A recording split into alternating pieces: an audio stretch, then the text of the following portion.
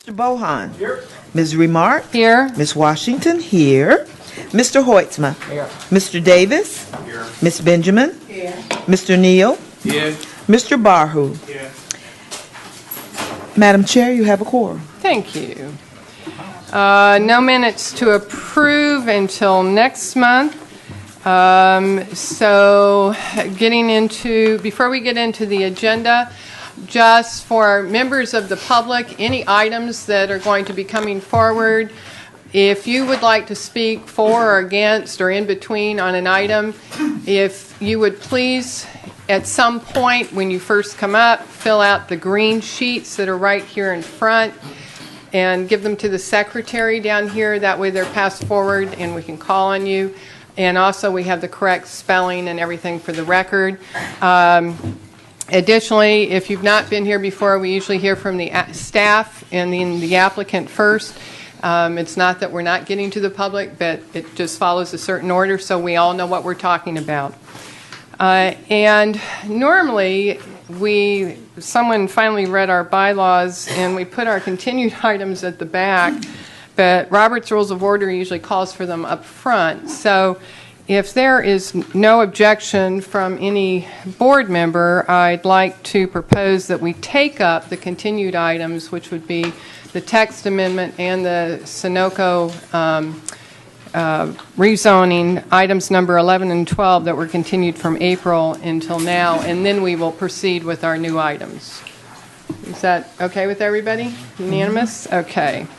So if we could have you call item number 11. Item number 11, Land Development Code Text Amendment to allow convenience stores with light vehicular service in the South Atlantic Redevelopment Area, DEV 2013-005, quasi-judicial hearing. And could we hear from staff? Where is staff? Where's Mr. Berger? Yes. Oh, there you are. Thank you. Right in front of me. Good evening, everyone. Reed Berger, Redevelopment Director. I have the pleasure to bring to you something that has been before us in the Main Street Redevelopment Board back in, I think, April of 2012 last year. So more than a year since this first came to us. And by that I mean that the folks from Sunoco said, look, we'd like to start by redeveloping several gas stations in the community.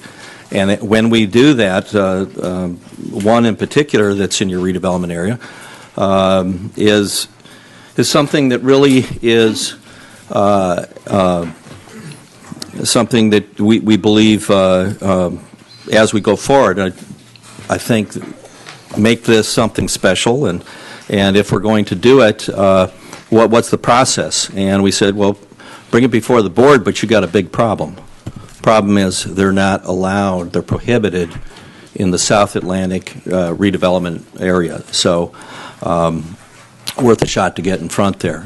The Main Street South Atlantic Redevelopment Board said, we appreciate what you're trying to do. We see you've got some plans, some ideas. But before you go any further, we want you to go out and meet with the neighborhood. Meet with the neighbors. So that happened. I think there were 3 meetings over the summer and fall of last year. Again, going back and taking some of the suggestions and ideas, and they once they had something worked out with the what they felt was the neighborhood they were meeting with, which they were, I think it was the South Atlantic Neighborhood Association, SANA, that they work with, hosted the meetings.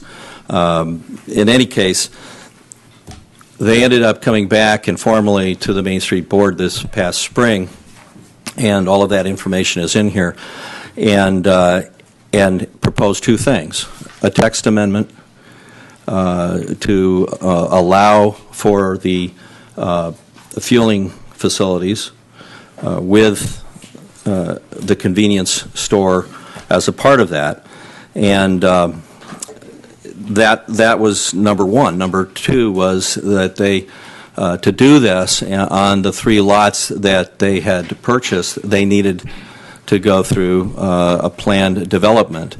And in this way, this created this formal process for the public input as we go forward here. And this is just one step along the way in doing that.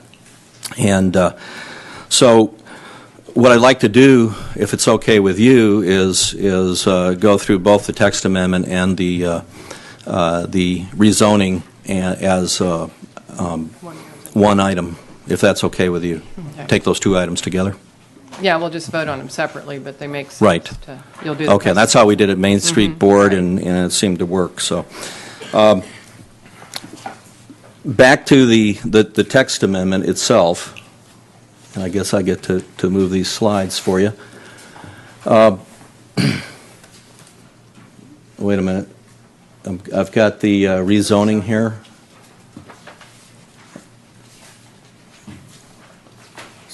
Yeah, here we go. I want to get to the text section here first. Okay. The item that we want to deal with on the text amendment is different than the one that was proposed to you in the original packet 2 months ago. It was narrowed down a little bit and clarified. What we proposed was that, and what was intended by the first text was, back 2 months ago, was to allow for these convenience stores with the fueling stations at 3 intersections in the South Atlantic redevelopment area. And because that's what we're dealing with, it's just that geography. And it's really dealing with the area that's prohibited, which is just on the south side of ISB, International Speedway Boulevard, and on the west side of Atlantic Avenue. And any of those lots that are abutting those 2 streets in the redevelopment area, that's where those convenience stores are prohibited. So what we found as we did some of the research on it is that in the redevelopment plan, and this redevelopment area was created in 2001, at that time when it was created, there was along Atlantic Avenue, you could have convenience stores, you could have fueling stations, zoned T4 along that stretch. And when the South Atlantic plan was created, there was discussion at that time that we needed to prohibit convenience stores. There were some convenience stores. There's a 7-Eleven up there. And so the belief was that this was something that shouldn't be there. And so in the plan itself, there is some information. I think I included that in your report. Says that you can't have those convenience stores. Now, the Sunoco site that we're talking about in the redevelopment was a service station, not a convenience store. They came in with a proposal that showed the fueling station and also a building that we had to say to them, no, that is a convenience store and it's a fueling station, and really we can't call one accessory to the other. It's prohibited. So until and unless we change this in some way, it's just not going to happen. And they did submit this text, changed it a couple of times in discussing with, again, the neighborhood and trying to determine how this could be narrowed to a point where it was only going to happen in a certain way. And that way is a planned development would be required. It could only be on one corner of 3 intersections. And those intersections are spelled out at ISB and Atlantic, ISB and Peninsula, and at Silver and Atlantic. So those 3 intersections, only one corner of those, and those corners are only that we're talking about are intended really to be in that section that's prohibited. which is again on that west side of Atlantic and the south side of ISB. So hopefully I haven't completely lost you on where all of this is, but I've included some maps that tell you where those corners are, and the land use and the zoning that goes with this text amendment.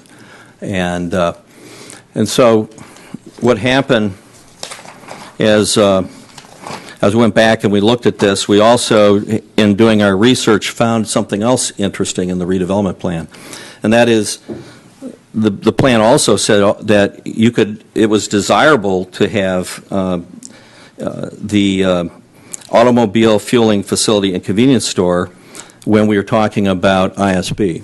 Just kind of an interesting point. But again, the redevelopment plan spoke to the fact that on the two sides of the convenience store in and of itself, no, you can't have it. Now, because of the way that this is constructed in the change, in the revision, staff believes that this promotes the kind of fueling facility like what is being proposed tonight by Sunoco, and is not going to allow for a proliferation of these of convenience stores. It's going to really promote the service station, fueling stations that these days just happen to come with convenience stores as a part of what they build. That's really been a change in the industry. So that's the text amendment. If I could move on to the PD itself. Unless any board member has any questions about the text amendment? I do. Okay.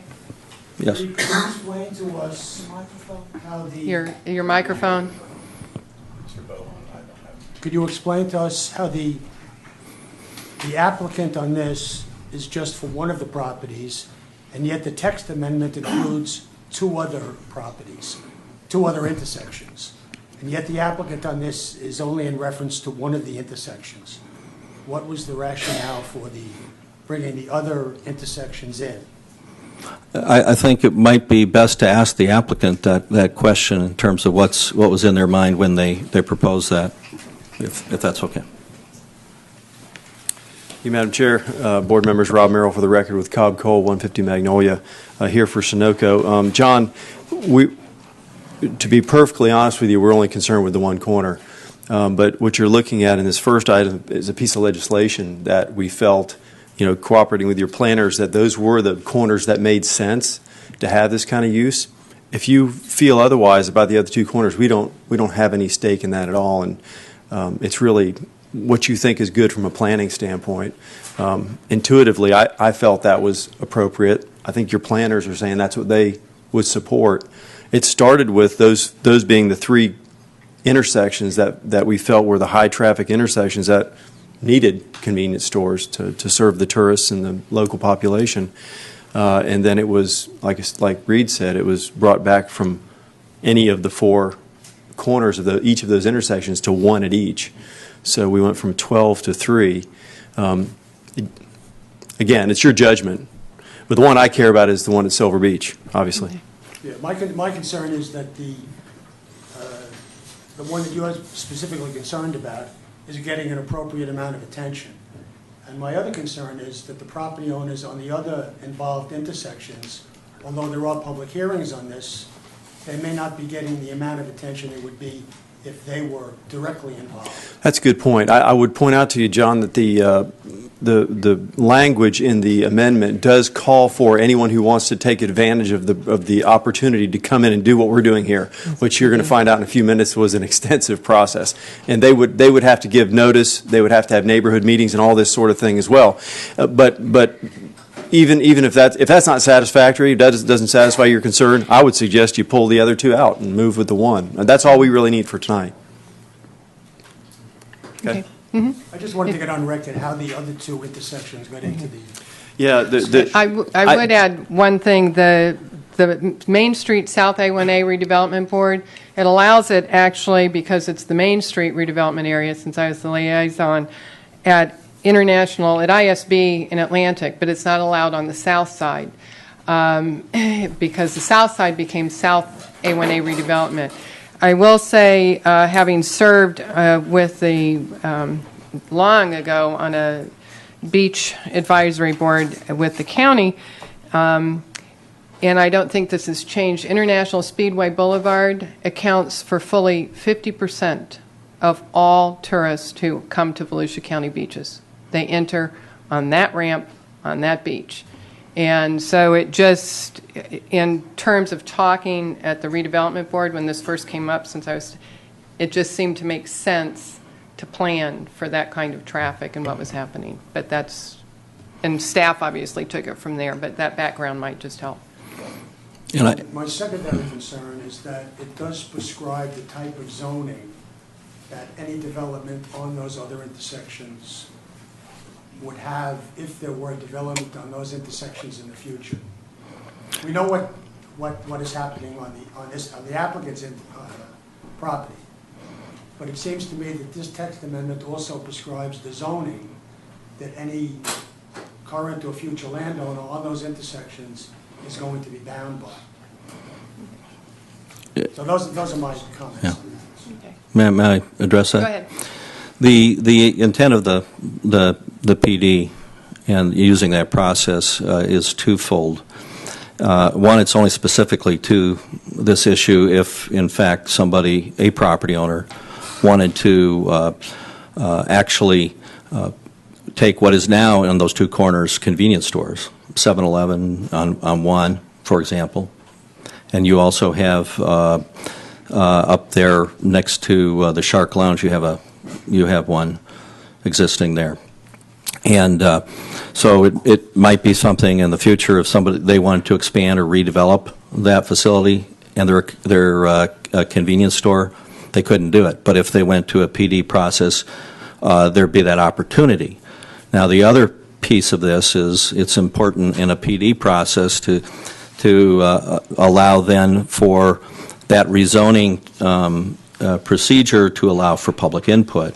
And so because it's an extensive process and comes all the way through the redevelopment board to the planning board and to the city commission, the public has several bites at the apple on addressing this as neighbors. Any other questions? Actually, they could redo because they're grandfathered in right now. It's only if they're doing more than what they're grandfathered in for. And that's what automatically pushes them into a PD process. It would, yes. So if they stay the way they are now and they're just doing some inside remodeling or something, they could continue to exist, grandfathered in. Mm-hmm. Any other questions from the board? Okay. Okay. Site.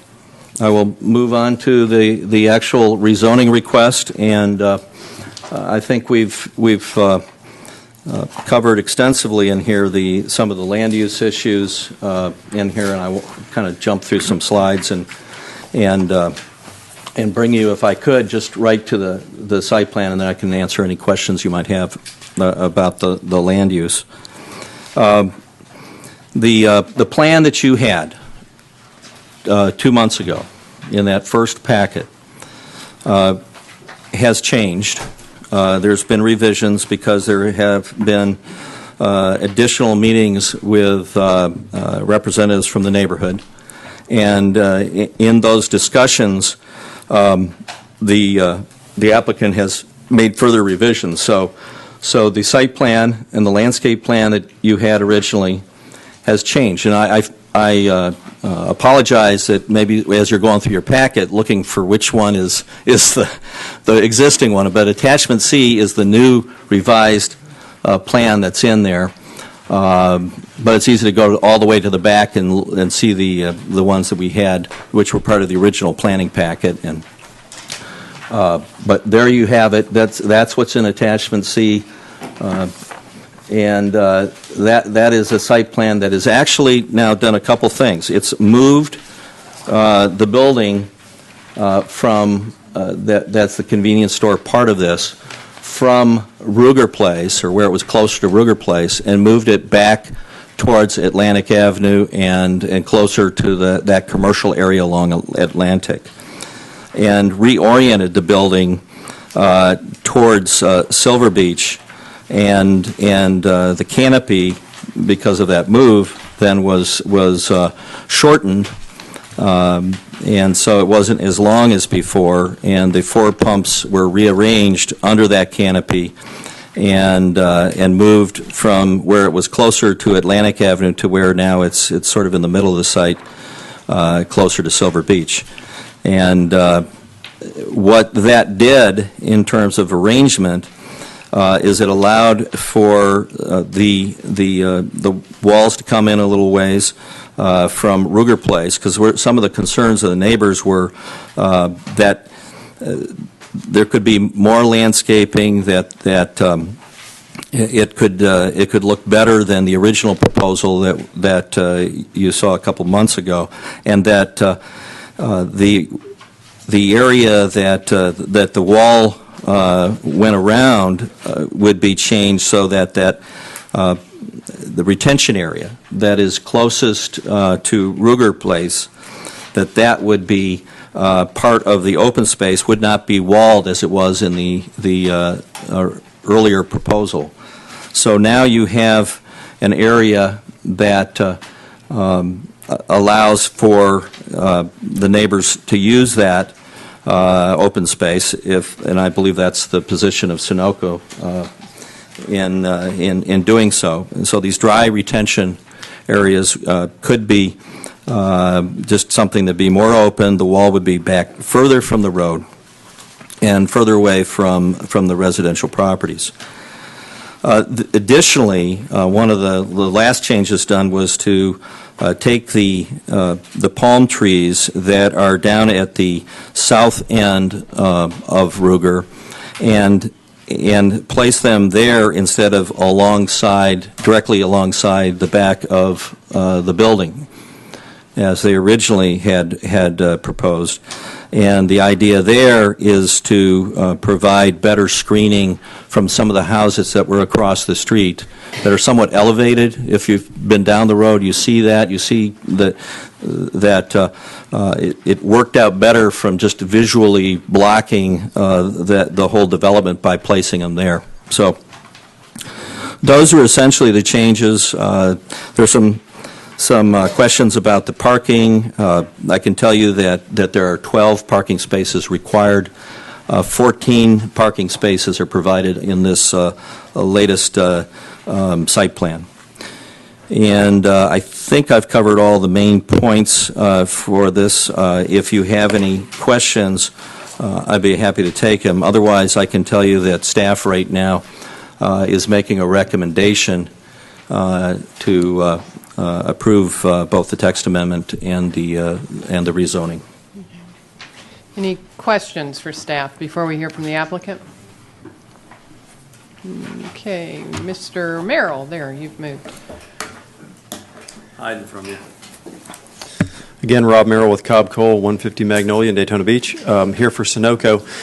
Thank you, Reed. When he gives such a thorough presentation, it kind of takes some of the wind out of my sails, but I'm going to mention a few things that I think should be highlighted of what Reed said to you, and then tell you a couple things that he didn't mention. First of all, I want to say this isn't just about a gas station and a convenience store at the corner of Silver Beach and A1A. Sunoco came to town a year and a half or so ago and purchased about a dozen fairly old, tired stations from a company called First Coast Energy up in Jacksonville, with the intent on redeveloping them. And if you have seen the station that's on A1A about a mile or a mile and a half south of this, you'll see the first of them that's actually been opened. They do a great job. They're doing a nice facility. And fortunately for them, they stumbled into the county manager when they came into town on the day that he meets with all the city managers. And so they all sat down and talked about the fact that, you know, we court these big projects, and I, of course, support them and represent them. But when we've got a lot of little projects that collectively are a big project, we ought to look at them the same way. And I think everybody nodded their heads about that, and I think everybody understood that Sunoco was coming to town with a big project. this is one of the components of it that you're looking at tonight. So I hope you'll join me in welcoming Sunoco to Daytona Beach. Some of the other cities had more than one project. We had 3 approved in the last few months in Ormond. So you'll be seeing some of those coming out of the ground as well. Actually, I'm sorry, there's 2 in Daytona. The one at the corner of Bellevue and Nova is pretty close. Actually, is it open yet? Close. So we've got several in the works here. So I think you're going to be seeing a lot of positive improvements. You know, some of these stations that they're replacing were built in the, 50s, 60s, a long time ago. So I wanted to, I have a few slides that might be better for me to show you, and so the audience can see it. They're the same things that I passed out to you, but if we can follow for the audience, I'd like to just go through a couple of these slides and point a couple of things out to you. The very last slide, I'm sorry to do it to you that way. Can we start with the last one? Which is the plan view that has color on it. Reed was showing you the black and white, and this is going to give you just a little better feel for the changes that were made as a result of the input we got from the neighbors. And let me digress for a second and just reemphasize something that Reed said. One of the first things we did was, sit down with the staff and talk at that level, and then spent a great deal of time with the neighborhood. And these guys are coming from either Philly or Jacksonville or Tampa, and they came back, I think it was 4 times to meet with the neighborhood, and hopefully we're going to hear from the neighbors, and they're going to say we were glad that they did, because this is a great example of one of those processes where, sometimes it takes 3 or 4 meetings, and we got a lot of input, and we had some dissension even among the neighbors as to what they wanted to have happen here. So it was a pretty monumental task to gain consensus, which I'm hoping you're going to hear about tonight. But I'm going to review a few of the changes that were made since your last meeting that I think have resulted in sort of getting us to the finish line on this thing. If you look at the plan view there, a couple of things Reed mentioned. When you look at that yellow line that jogs across the left side of the page there, we've relocated that. That is a decorative masonry wall that you're going to see on one of the elevations in just a second. We relocated it such that it creates kind of a linear park along that road on the left, which is Ruger Place, which leads back into the Bostwick Park neighborhood, which is a nice historic neighborhood, and those are the folks we heard mostly from about making sure this project was compatible with their neighborhood. And in fact, we also added to the landscaping, and Reed didn't mention that, but if you look at those larger trees along the edge there, I think there's 5 of them, those are 100-gallon oak trees. So they went from being what most developers plant of an oak tree, I think a 15 or 12-gallon plant to a 100-gallon oak tree, and there's 5 of them. So, and then the other bushes were upsized all along that boundary. We went from, I think, 3-gallon to 15-gallon plants, and so everything's getting bigger and bushier right from the start. Now, a lot of times I come in here and show you renderings of things at 5-year maturity, because that's a pretty reasonable way of looking at it, because it's going to get there before you know it. But the direction that we got from staff and from the neighbors is we want to know that it's going to have instant impact. So, of course, it means money to the company, and that's always a struggle to try to make sure the pro forma works after that. But I think in this case, it's going to make a big difference, and you'll see that as you look through the renderings. The other thing that I'll mention is you'll see that the configuration of the building as it sits on the site, as Reed mentioned, went from being basically backing up to the residential street to backing up to the motel that's the older motel there that's just south of the project, and moving it away considerably from the residential street. When we did that, and it wasn't something that from a business standpoint we wanted to do. I'll just say that up front. We felt like because of the configuration of the site, we were going to be in large part hidden from northbound traffic on A1A as a result of that. You can believe that or think it's right or wrong, but that was corporate's thought about it from Sunoco. But it resulted in us having to make that canopy smaller as well. So everything kind of shrunk up and moved away. Bigger trees planted, nicer landscaping done, more green space along the residential area.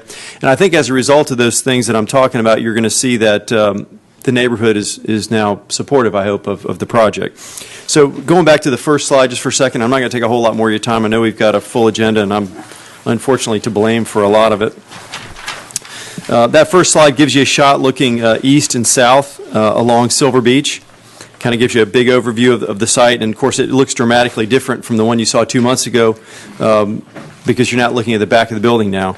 You're looking at landscaping, and you can see the wall that you see along there is a 4-foot decorative wall with 6-foot tall columns, and then it's got wrought iron, which is in this case aluminum being on the beach side, on top of it that's 2 feet tall. And as you can see, the signs are modest and in size such that they're proportional, and the landscaping continues around. And as you look at the next page, looking from A1A, both straight on from A1A looking west and then looking north and west, you kind of get a feel for how the site's going to look compared to now, if you've seen it, along Atlantic Avenue as well. And you don't get a whole lot of it from this because we've been so focused on the view of the project from the neighborhood, but you can get a glimpse of it with the bottom picture on the second page there. A lot of stonework, a lot of nice finishes go into these Sunoco sites, and you can see it if you go take a look at the one that's down in the shores. And then the last page there that we haven't looked at gives you a real good snapshot looking directly east from Ruger Place. Those are the 100-gallon oak. Well, this is a computer-generated rendering of 100-gallon oak trees that you see on the lower picture there. Which, you know, it's going to give you a pretty instant impact, and then within a few years, you're going to have basically what I told them I wanted was a wall of green. And so that's what. Oh, I'm sorry. There is one more that shows you a different perspective, looking a little further away to the north. I think pretty soon you're going to see a Hard Rock Hotel there up in the upper left-hand corner. That's what I'm told. That's really all I had for you tonight, and what I'd like to do is reserve time if there are any of the neighbors or anyone else who wants to make comment about this. I'd like to have the opportunity to try to be responsive as well as to any comments that you all have. And I've got our whole team here, like I said, from near and far that are here to answer any questions that you have as well. Any questions for the applicant? Okay. Great, thanks. All right, let's see. We have signed up to speak Elizabeth Barnes. Is she okay?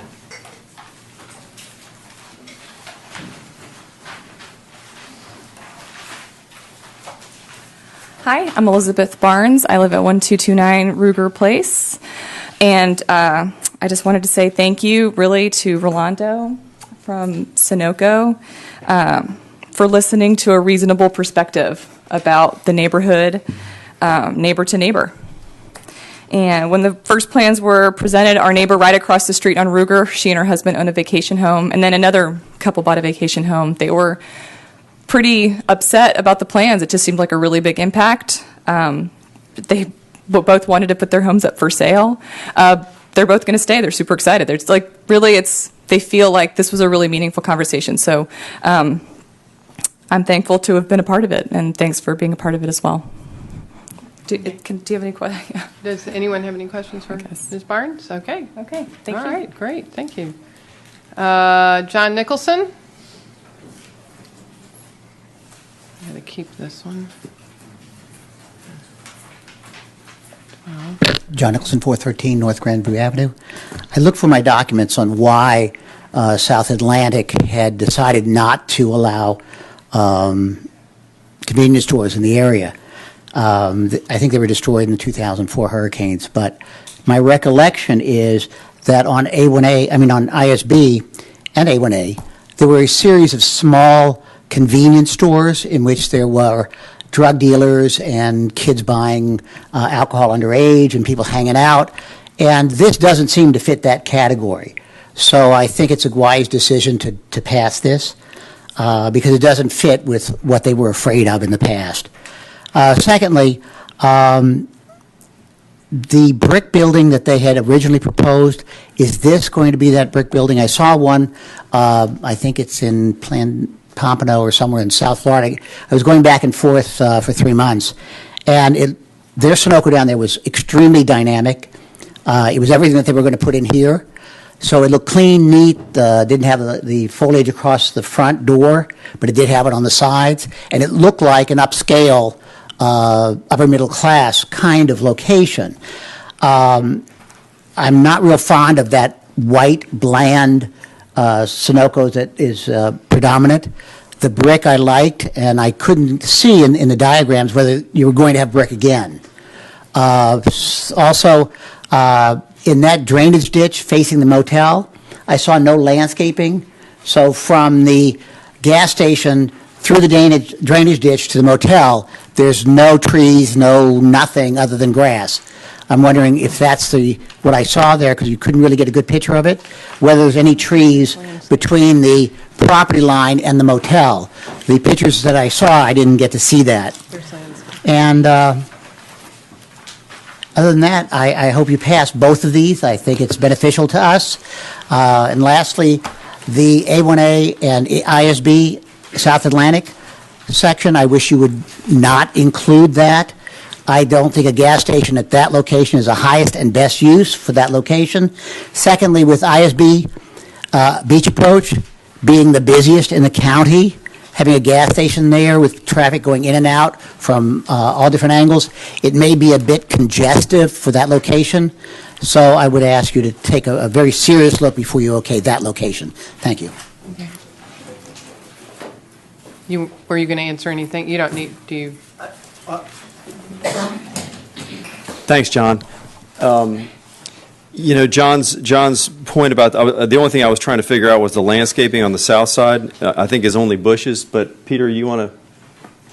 Yes. There are trees, you know, we moved, one of the things that we did just recently was there were trees that were right up against the building, and we moved them out towards the road so that they could help block the view of the canopy in the building from the neighbors that are up there. Two of the neighbors are kind of up on a hill. I think what he was talking about was the south side. The south side. What But what I'm telling you, some of the stuff that was over there on the back south of it. side moved around Oh, okay. to I block see the what view you're- of the people that were up on the hill. Okay. Yes, this Oh, is Peter okay. Mullen with England, Timms and Miller, 14775 Old St. Augustine Road, Jacksonville, Florida.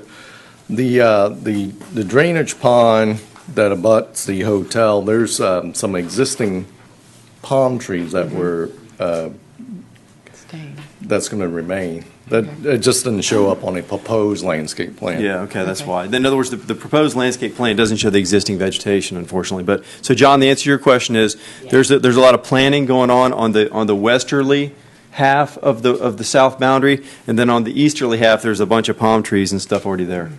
Okay. And I don't believe this is going to be brick. No, It's a it's- split face, it's much split like face the block. shores. Yeah, and it's not John, if gonna you look at the be- one down in the shores about a mile south of here, that's and what you got. It's not going to be coquina like Ormond Beach. No, I mean, everyone has a little different A little theme different. in the stonework, but, you know, it has Right. stonework in it. That's Right. the, Oh, and the gentleman that spoke right before you, if you could get him, since he's with your team, a green sheet just to fill out, so we have, okay, thank you. All right. Okay, close the public. Board. Comments? I think, if I may. Go ahead. I sit on the redevelopment board for at Main Street, South Atlantic, and this was brought up to us at the Main Street board. Those of you that were there heard me just go off on it. So, those of you that weren't there, I went off on it. And didn't like the setup, didn't like even. I've got to say, this is a perfect example of a big company coming into town and really, truly willing to do anything and everything they can to work hand in hand with the city. I was very impressed when it was all said and done. We met several times, and so many times I felt like Rob was the rubber, the glue, kind of just keeping everybody, at the table. And we came through at the end of the day. They really went bent over backwards and did stuff that they didn't have to do. They could have easily walked away from this project. And they could have said, we got plenty of stuff going around in the area. Hey, we're happy, we're making money, we're doing well. But they were committed to doing what's right, and I have to say, I very much appreciate that, and I'm definitely in favor of this. Okay. Mr. Hurt? Most of our time is dedicated in the paper and for discussions for the last 15 years to eradicate blight. This is a project that's going to do that. Instead of all the news reports that we have of people going up and down A1A seeing how many vacant buildings there are, how many deteriorated buildings, the one in the shores, it looks brand new and sticks out like when you see it, you just kind of smile at it because you're so glad to see that. And the same as I think that's going to be for this. Okay. Go ahead. We'll just go around and get this way. Yes, Yeah, I go was ahead. just going to say that I was very pleased that they listened to the neighborhoods and what was being said and went back and made major changes. And I think they've done an excellent job. Okay. Mr. McGinnis? I too am also pleased with the changes they made. And I like the reference to the same company's building in the Shores, which is a perfect building. And had I seen that building here, I think I would have felt better. However, as far as this is concerned, I just am unable to bring myself to vote for a high-intensity use directly abutting single-family residential. The rezoning takes away the RP zoning, which is the buffer zoning that buffers commercial from high-intensity residential. And although there is the dry, grassy area, it doesn't come anywhere near what the buffer zone in that RP zoning did before. I'm just unable to support high-intensity commercial directly abutting residential. And a comment on the first one is actually the same thing. On the first one, I had the same comment there, but I had the same comment for the two other intersections that were brought into this, because in both those intersections, we have the commercial directly abutting residential. The one at Peninsula definitely abuts single-family residential use at one point, but I don't think it's R1A residential use. So that's my feeling on that. Okay. This side. Go ahead. We'll just go on. Okay. I'd just like to give kudos to the individuals working on this, because to have taken the time to come back and work with the individuals in the neighborhood. I have a problem with the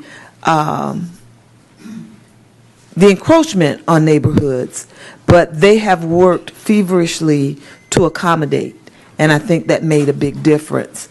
I'm still, I guess, we'll talk about it in the end, but there's some things that I have some issues with, but I think working with this particular project, I have to give accommodations to the company for working with the individuals that live in, the residents that live in that area. Yes, Mr. Hoisman. Yeah, I just want to say, I wanted to compliment both sides in this, not just the fact that they've done a wonderful job about accommodating, but also that the neighborhood has stood up so well for what they would like to have, so I don't want them to be left out of the mix. I think second thing, thank you so much for the oak trees, and third, palms too. They still put some palms in there. well, I can't. Cabbage palm. Anyway, I'm thankful for the palms, for the oaks you got. And that's the third thing, can I get some of that $2.79 gas?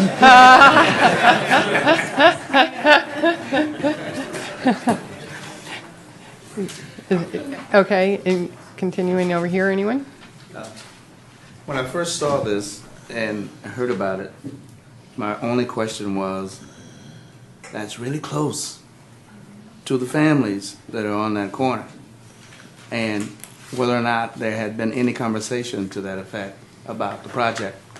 And of course, as soon as I asked a few more questions, I said to myself, it's not going to work unless the families themselves get involved and want this. And there's going to have to be some accommodations made to please them, as well as the business approach. And it was done. And that was rather quickly. Even though, 2 months, but it was quick. And the restructuring of the entire project was what I was amazed at. And I still am, because when they put it back together, they pushed it a little bit, which gave it even better taste. So I commend both sides for the efforts in making sure that everything is what our home should be. Mr. Barher? I've driven by there several times, and one of the things that I like about it is we transition into a futuristic look, a new look. It really gives our city an appearance of an upscale area, which is what we're looking for and we're hoping for. I certainly commend the business aspect along with our community members and the families in partnership, and I feel that we have to partner with one another to make our city better. So I do. The new look, the new appearance is just wonderful. Just a couple of things. The first thing, those tired old gas stations and stores that Mr. Merrill referred to were built when I was born. So hopefully I look a little better than they do. Are they that old? But yes, they're that old. The second thing, I too echo many of the sentiments here. I think that both Sunoco and the neighborhood have done a wonderful job at working together, because when this first came before the redevelopment board, and actually I was on the board at that time, there was a long way to go. And if you figure that at one point the redevelopment board was given a petition with 160 signatures against this, to have one person representing the neighborhood get up and speak for it speaks very highly of everyone being able to sit down together. I am glad to see the change in the text amendment, quite frankly, to limiting it to one side of the arterials, and the board can decide if you want all of those arterials. But I found I agreed with Ms. Ramsey when I was listening to this presented to the Main Street Board, thinking of the east side of A1A and future development, and certainly what has happened with the Daytona Resort down at Oak Ridge, and trying to keep some of the west side open for bigger projects that may need, on an arterial street, which this is, may need more room. I also, I would just want to remind us of one thing. This is a prohibited use, and it did behoove Sunoco to work as hard as they did. You know, they were starting from behind the 8 ball here, and they definitely came through on many of these things. I especially am glad to see that the building was moved. One of the policies in the redevelopment plan for that area is to locate all future buildings adjacent to the public sidewalk along A1A as far away from the residential properties to the west. And I'm really glad that this building was moved. I don't know how that happened, but I'm glad it happened. The last thing that I just wanted to say is I generally don't care for a PD process, because so often we end up in a PD process because the applicant is asking for a whole host of waivers. I love the fact that there's not one single waiver from our code being asked for here. They're not only meeting our code, they are greatly, and I mean greatly, exceeding it. And I am just thrilled to see that. We will take each of these separately to vote on them. And I will take item number 11, the text amendment, first, because that would have to happen before I Make a motion, we approve Land Development Code Text Amendment, Development 2013-05, prohibition of convenience stores in South Atlantic Avenue. Second. With the exception of just Silver Beach. No, as it's proposed. Okay. Second. Okay. Why don't we do a roll call vote? Okay. Mr. Barhu? Yes for it. Mr. Neal? Yes. Ms. Benjamin? Yes. Mr. Davis? Yes. Mr. Hoitzma? Yes. Ms. Washington? Yes. Ms. Remark? Yes. Mr. Bohan? Yes. Mr. McGinnis? No. Mr. Moore? Yes. Mr. Hurt? Yes. Okay, it wins, and it's 10-1.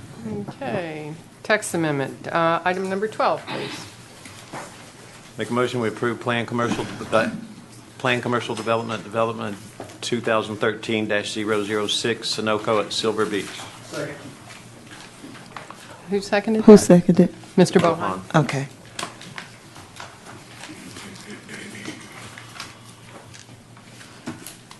Do you want Okay. to? No, I don't think we need a roll call, do we? Okay. Okay. All those in favor? Aye. Opposed? Nay. Okay. Okay. Passes by the same. Thank you, gentlemen. Thank you. And neighbors.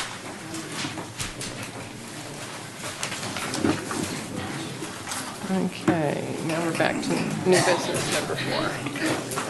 So we go back to number 4 as soon as they clear.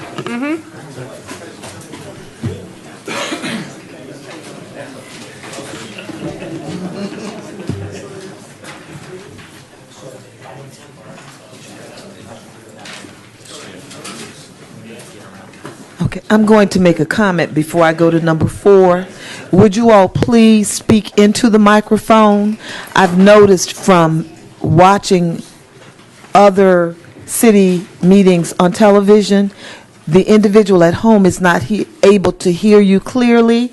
It may come across well here because the instruments are here, but when you do not speak directly into the microphone, the individuals at home don't get the message of what's being said. To that end, item number 4, rezoning, planned commercial development amendment, interstate commerce gun range, DEV 2013-057, quasi judicial hearing, gun range. Okay. Staff. All right, thank you. Good evening, Madam Chair, members of the board. Dennis Mrozek, planner with the City of Daytona Beach. Next item tonight is a request to rezone 61.04 acres of land located at 800 North Tomoka Farms Road, amending the approved Interstate Commerce Park planned commercial development, modifying maximum letter heights for signage, and to permit the use gun range for the purpose of constructing an indoor gun range with associated parking. I've got the location maps coming up. Again, it's located 800 North Tomoka Farms Road. If I can get that up, I want to show you exactly the location from the Dunn overpass. There you go. Beautiful. Okay. All right, there's your location. You see Tomoka Farms Road right along I-95. And then the Dunn overpass that was just constructed is just to the north of the site. The future land use designation is general industrial, and the current zoning is PCD. Got a couple of slides over here, give you an idea of what we're looking at currently at the site. This is the lot 4. This is the lot that the improved developed building will be going on, the gun range. Right next to it to the north, this is Furniture Row. Just to the north of that is Parker Boats. You see the landscaping that's associated with this planned commercial development. And then across the street from the proposed location for the gun range, you see Tomoka Farms Road and then I-95 in the background. As for the proposed PCD amendments, the request would add gun range to the permitted uses. It does this very limiting the use of the gun range only to Lot 4 of the PCD. Lot 4 is the lot immediately south of the existing Furniture Row.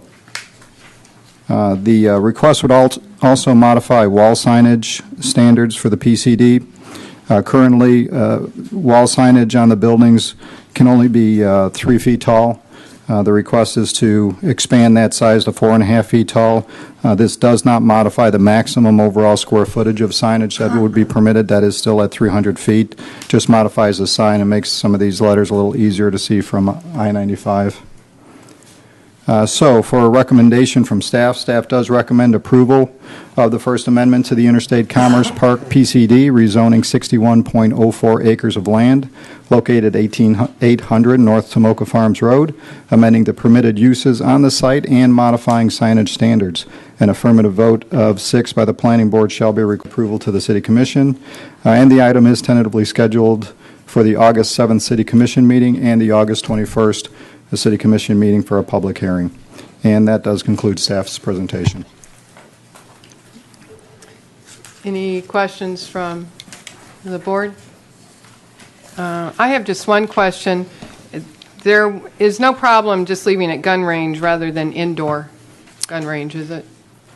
I mean, it is an indoor facility, Yeah, and I don't know if you can have an outdoor gun range at all, but. Yeah, I don't think you can have an outdoor gun range. The language could be changed specifically to indoor gun range, but the language itself, indoor or gun range, should Means an encompass indoor. an indoor gun range.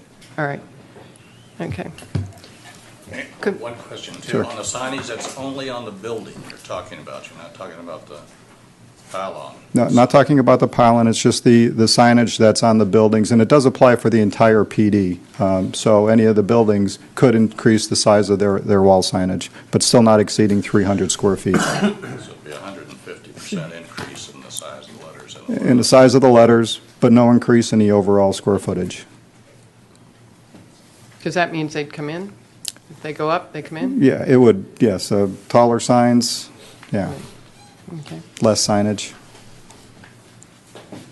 Okay, may we hear from the applicant? Thank you. Parker Minchenberg, 1729 Ridgewood Avenue. Thank you, Dennis. Property is owned presently by Consolidated Tomoka, kind of local business group is interested in developing this project.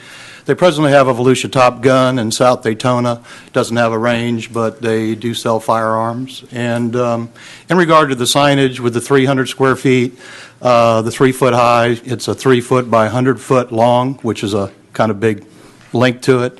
So our preference is to have the letters be a little taller and the sign be a little shorter. So that's what that's about.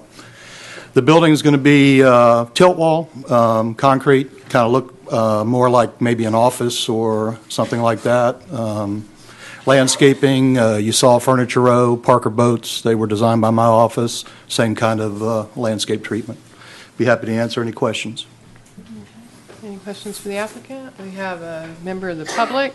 Okay. I take it you want to reserve in case you need Yes, it. sure. Okay. All right. John Nicholson, you had signed up to speak.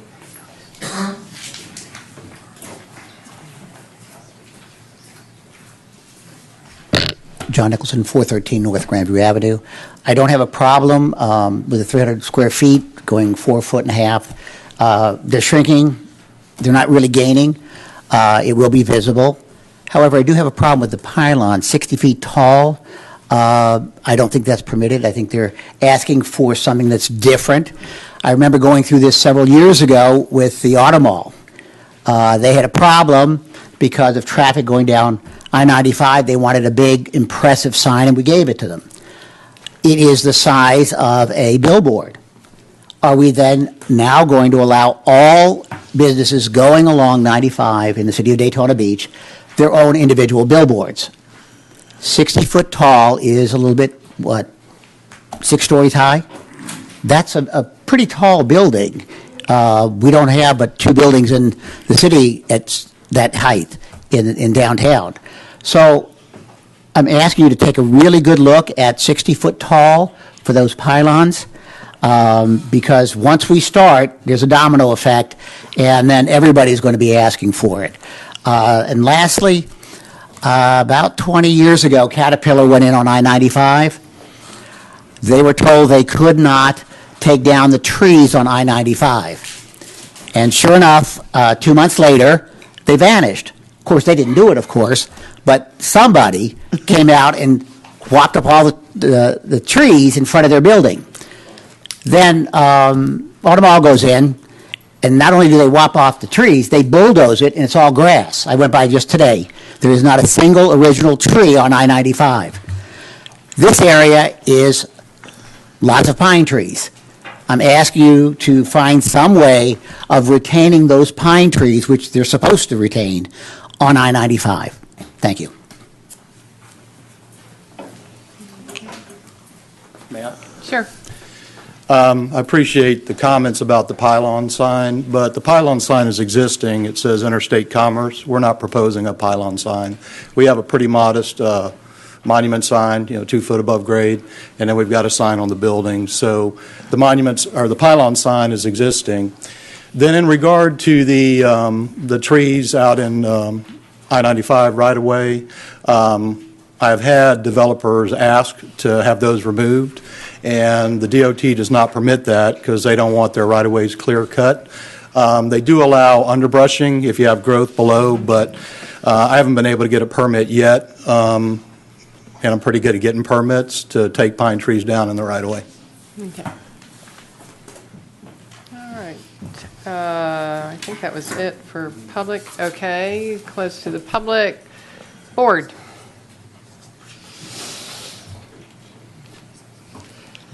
This is something, I think that we need. That so many people are getting gun permits and, and to have a safe place to go and get gun instruction and be able to, if they want a gun, be able to practice with one. Anyone want to propose for this to happen, we need a motion. Make a motion with rezoning plan, commercial development amendment, development 2013-057, Interstate Commerce Park, PCD. I think Mr. Bohan seconded again. Okay. All those in favor? Aye. Opposed? Unanimous. Okay. Thank you, everybody. Thank you. Item number 5, Land Development Code Text Amendment, permitting electronic message center signs at Auto Mall dealership adjacent to I-95, DEV 2013-040. Staff. Okay. Thank you. Dennis Mrozek again, City of Daytona Beach.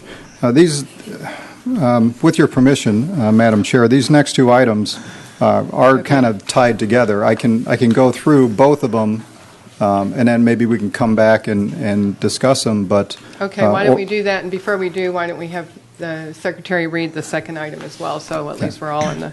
The second item is rezoning Plan Commercial Development Amendment, Daytona Auto Mall, DEV 2013-039, quasi-judicial hearing. Okay. All right, great, thank you.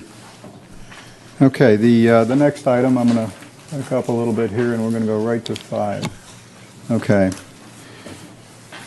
All right, this is a request to amend the Land Development Code, Article 18, Section 6, signs, to allow electronic message center signs for car dealerships limited only to sites adjacent to I-95.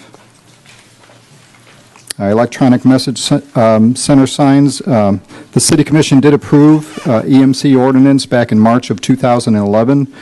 This permitted EMC signs in certain zoning districts and in specific uses.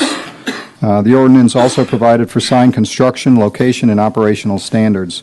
This proposed LDC amendment modifies the permitted restricted locations for EMC signs. What that would do is allow an additional location for EMC signs to be permitted in the city, based right in the Land Development Code. Other locations that already have electronic message center signs, since the City Commission approved this back in March of 2011, the Daytona Beach Kennel Club, which was a PCD amendment.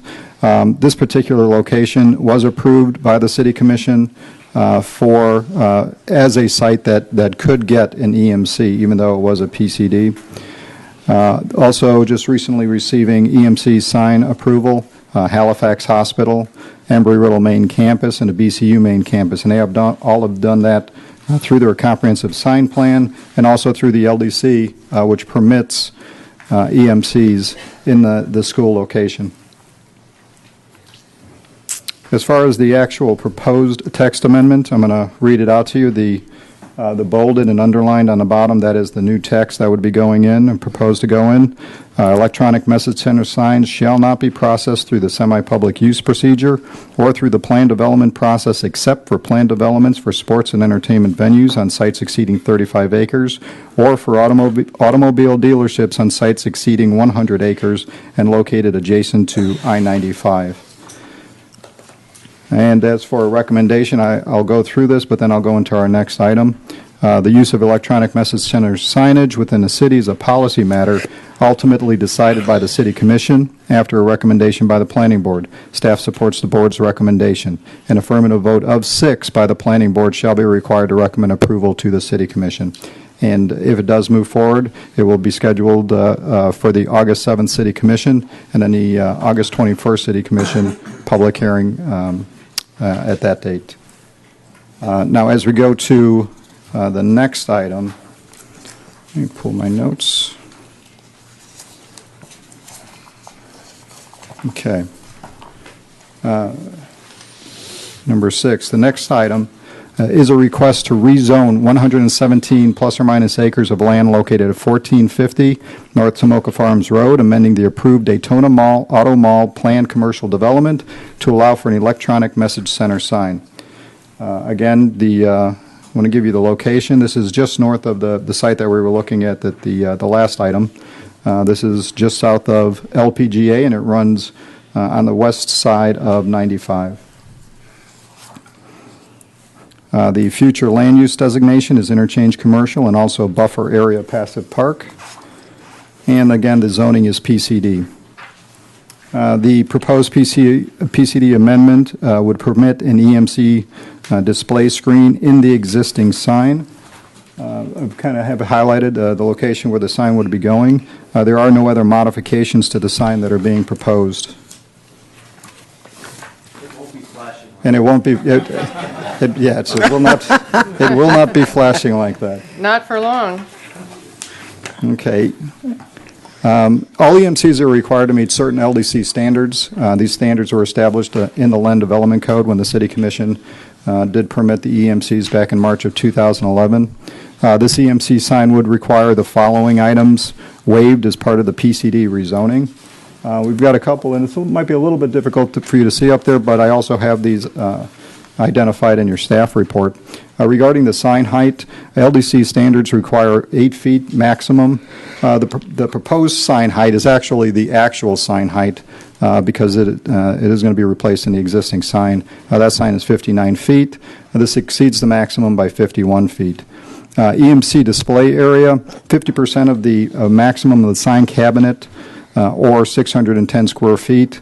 This particular sign is only using 37% of the sign cabinet, or 456 square feet. That's less than the max allowed, and that wouldn't need a waiver from the Land Development Code to be able to do that. As far as the sign cabinet area, again, this is an existing sign. The code would allow 360 square foot max for that particular area. The proposed sign, which is the existing sign, is a little over 1,200 square feet. This exceeds the maximum by 860 square feet. Again, an existing sign, so that's what the numbers that we're going to be looking at.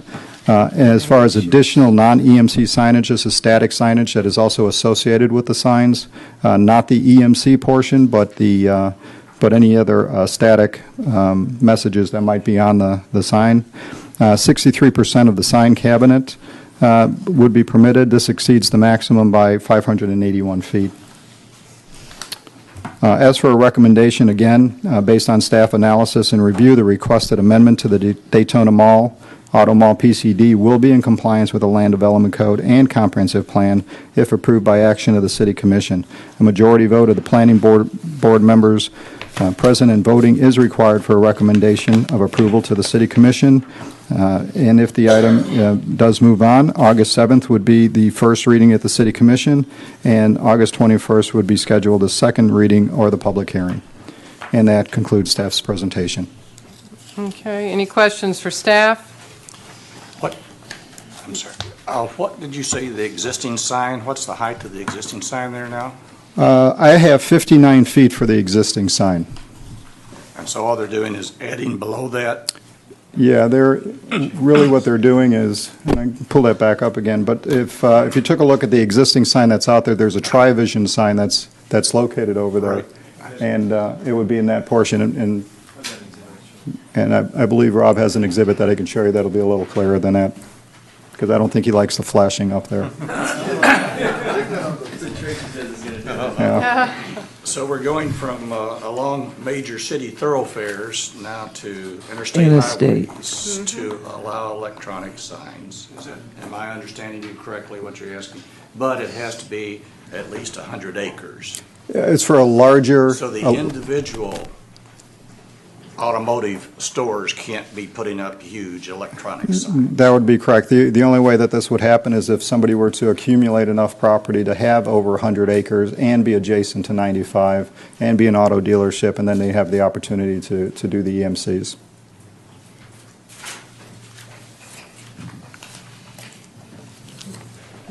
Any other questions? Okay, can we hear from the applicant? Thank you. Again, for the record, Rob Merrill with Cobb Cole, 150 Magnolia. Debbie passed out some handouts for this I wanted to point to and try to answer Larry's question to start with. And first of all, thank you, Dennis. Appreciate your presentation. I'm not going to spend a whole lot of your time. You've got a long agenda tonight. But I will mention something to you before I answer Larry's question. You know, some of you know that I've had a long history with this subject of electronic message center signage, and spent a great deal of time with you guys and the commissioners over the past couple of years talking about this, talking about the places that it's been done tastefully, places it's been done in ways that are not so tasteful, and we've tried to come up with a piece of legislation which we now have in place that I think is very restrictive, but it's intended to try to bring forward the tasteful versions of electronic message center signage. When we talk about electronic message centers, all we're talking about is either LCD or LED lighting in these signage, which is liquid crystal diodes or light emitting diodes. It's just tiny little lights instead of big ones like this. Walt Cox here, who's going to be doing this sign if you all approve it, mentioned to me that, as a matter of fact, these lights here that you see when you look up, he's going to be replacing those with LED lights.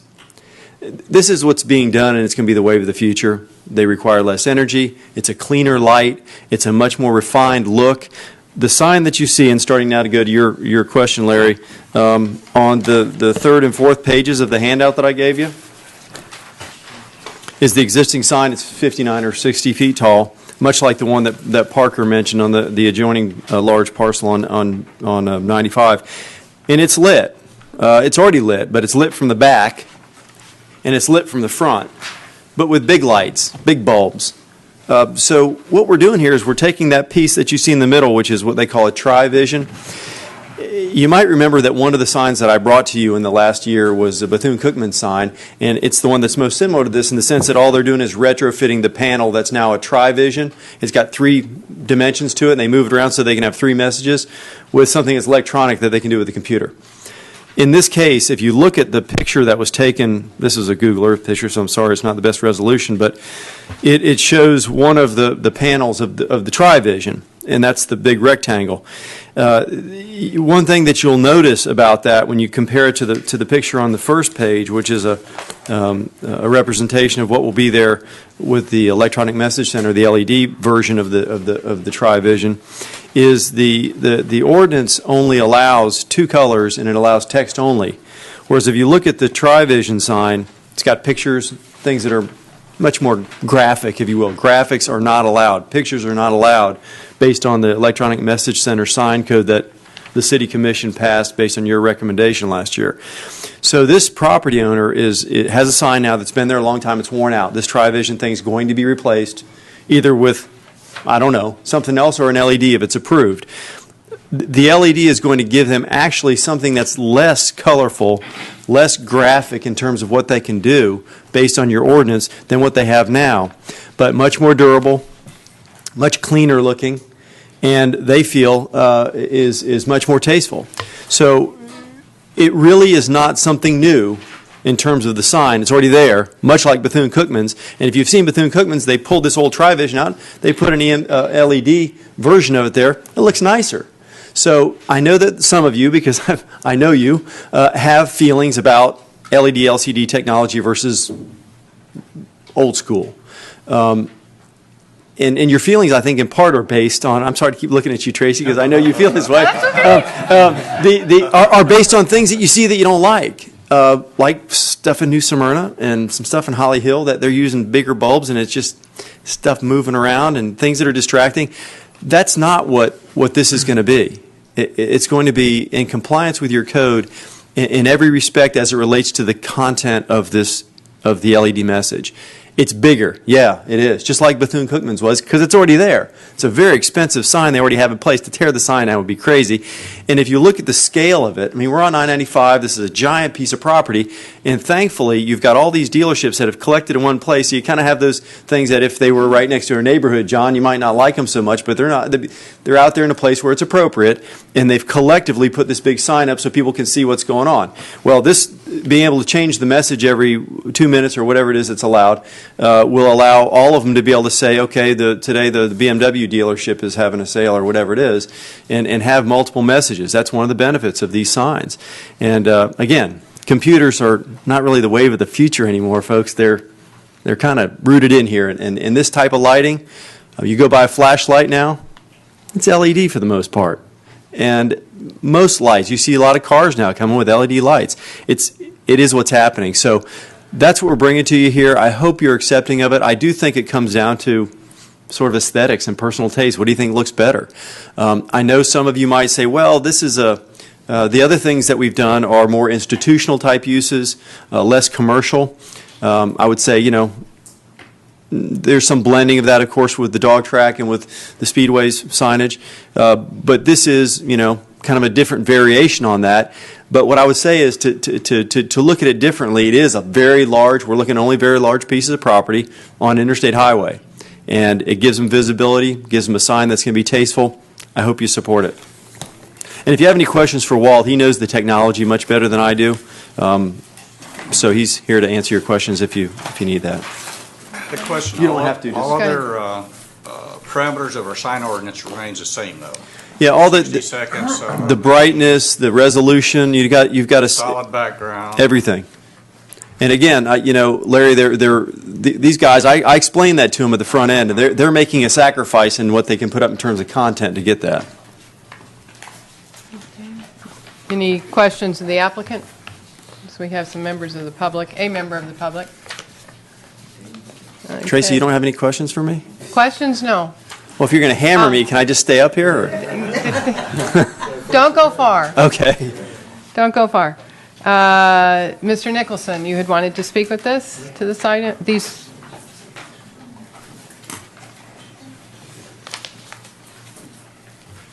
John Nicholson, 413 North Grandview Avenue. I think he answered the question, but I'm not quite sure. I have three of them. One, the size of the property of the auto mall. Is that 117th from Dunn to LPGA? If that's 117, then they can't possibly break it down into more than just one message sign. However, if the property can be broken down into 10 or more, then I would ask you to look at this carefully, that it cannot be done. I know some of the property, I believe they're purchasing their own individual properties and putting up their buildings, is the way it's reported in the paper. So I don't know the intricacies of how they put that auto mall together. I understand there's Ford, I understand there's Chevy or Mercedes or whomever. The paper reports as if they purchased the property, which then would make them distinct and different. If those properties are ever 100 feet, then they are entitled to their own message sign. 100 acres. Total. Mm-hmm. Oh. It has to be 100 acres to qualify. Correct, but if the, Not 100 feet, 100 acres. I'm sorry, 100 acres. So from Dunn to LPGA is how many acres? If it's only 117 acres, there's no question.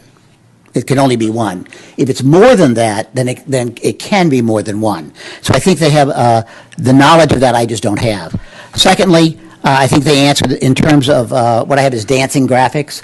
I don't know if you've ever been down in near Fort Lauderdale. There's shooting and this and that and the other stuff and twirling and the whole. Looks like the Ferris wheel. You know how the Ferris wheel does all its things. I believe that was answered. And lastly, this goes against what 60 seconds is a long time. When you're doing 70-ish plus, 80, 85, like most of us, you are going from literally South Daytona to Ormond in 1 second, or 60 seconds. So I'm wondering whether 30 seconds would be a much more viable, because you can't get more than one by the time somebody drives through, and you're just catching the end. And if you catch the end, then you're discombobulated. Like the old signs, remember those little narrow things that we were trying to trace through, which is the original problem with the LEDs? I think if it's too long a period of time and you're driving for 60 or 59 seconds and you catch the change, you're going to try to catch what they're saying, and it might be distracting. So maybe 30 seconds would be more viable on I-95. Thank you. No other members of the public. I do have one question on the language, Mr. Merrill. The language that's proposed in the text amendment, it adds in bold on page, I wrote through it, I think the second page of our staff report, or for automotive dealerships on sites exceeding 100 acres and located adjacent to I-95. You have automotive dealerships plural, so all of those automotive dealerships are actually on a site exceeding 100 acres, and while you only have one sign in front of us, actually the way that language reads, having listened to you lawyers for many years, someone could come back here and say, well, I'm an automotive dealership on a site exceeding 100 acres, and I'm the Mercedes-Benz, and I'm the Hyundai, and whoever all is out there. That's a pretty sneaky thought. I hadn't thought of that. Well, but let me say and Larry, I missed that. I'm sorry. Yes. Sometimes the idea was that you had to have 117 acres that you controlled, and the only thing this is 117 acres. So to answer John's question, John, no, it couldn't be broken up. You need 200 acres to have two, so you can only have one on the entire property. But the intent, and if you want to wordsmith it, we can. But the intent is that the use is the automotive dealership. The acreage requirement is 100 plus. So, I hear what you're saying. If you had 100... I do think it should be wordsmith, because that leaves it very open to interpretation down the road if this should pass. We can work on that. Maybe it should simply say Okay. per 100 acres, one sign per 100 acres. We don't need to do it right here, but if that would need to happen. Okay. Do you want me to try to answer John's other questions? The dancing graphics, John, no dancing graphics. That's just Dennis's. And the 30-second thing, I think, is something that is a policy question that, you could recommend to the City Commission to make that change. We don't have an opinion. I think we're willing to live with what the ordinance says. Did I see Mr. Barhu? Are Yes, you Madam asking Chair, a question? Go ahead. Question. What, if any, impact or hazard is there to any drivers or passersby? Because they can be very distracting. I love the LEDs. I mean, I'm into the new wave stuff too, but it can be very bright, sometimes distracting. Mm-hmm. And with stretch of 95 there, would this impact in any way, form, or fashion? That's an excellent question. And Tony, you weren't sitting here when we went through this. We went through a very rigorous process over a period of about 2 years, talking about a lot of questions like that. And I'm not faulting you for not being here. You weren't here. So I'm going to try to answer the question. I think the answer is we looked at that very carefully, and we had a lot of studies, a lot of opinions from different people who were experts, and at the end of the day, the restrictions that you see in that long list of things that you can't do with an electronic message center sign was intended in large part to deal with that situation. There's a certain brightness that's allowed. There's a certain frequency, which John was bringing up and trying to speed things up. That's why I said no comment, that you can change the message. And there was a limitation on the type of things you could put up there. For instance, graphics and certainly moving pictures were not allowed because they were considered distracting. So some of the things, like when I alluded to New Smyrna and Holly Hills, some of the things you see there, we can't do here. Okay. So, well, thank you. Any other questions for the applicant? Okay. All right.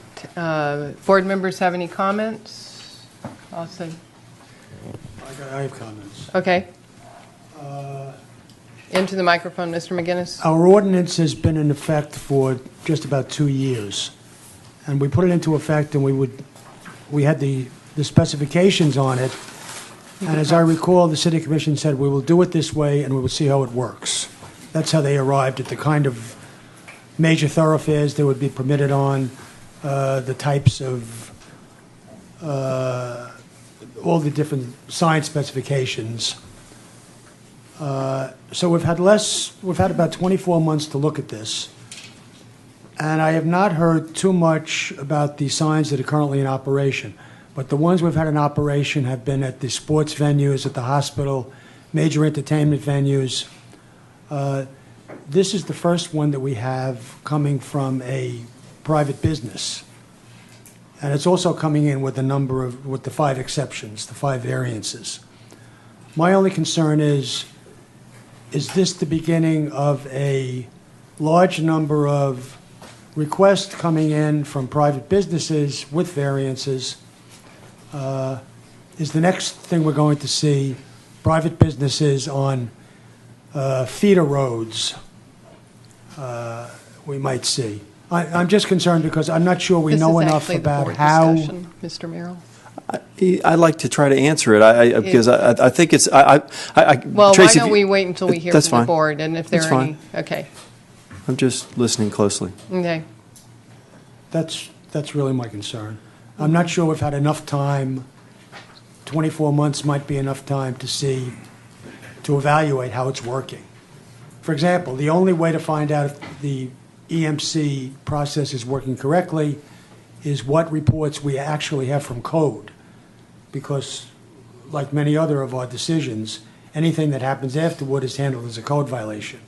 I'm not sure what the reports have been on code reports on the EMCs we currently have going. I've heard anecdotal evidence about some difficulties with it, but I'm not sure what the official report from code is.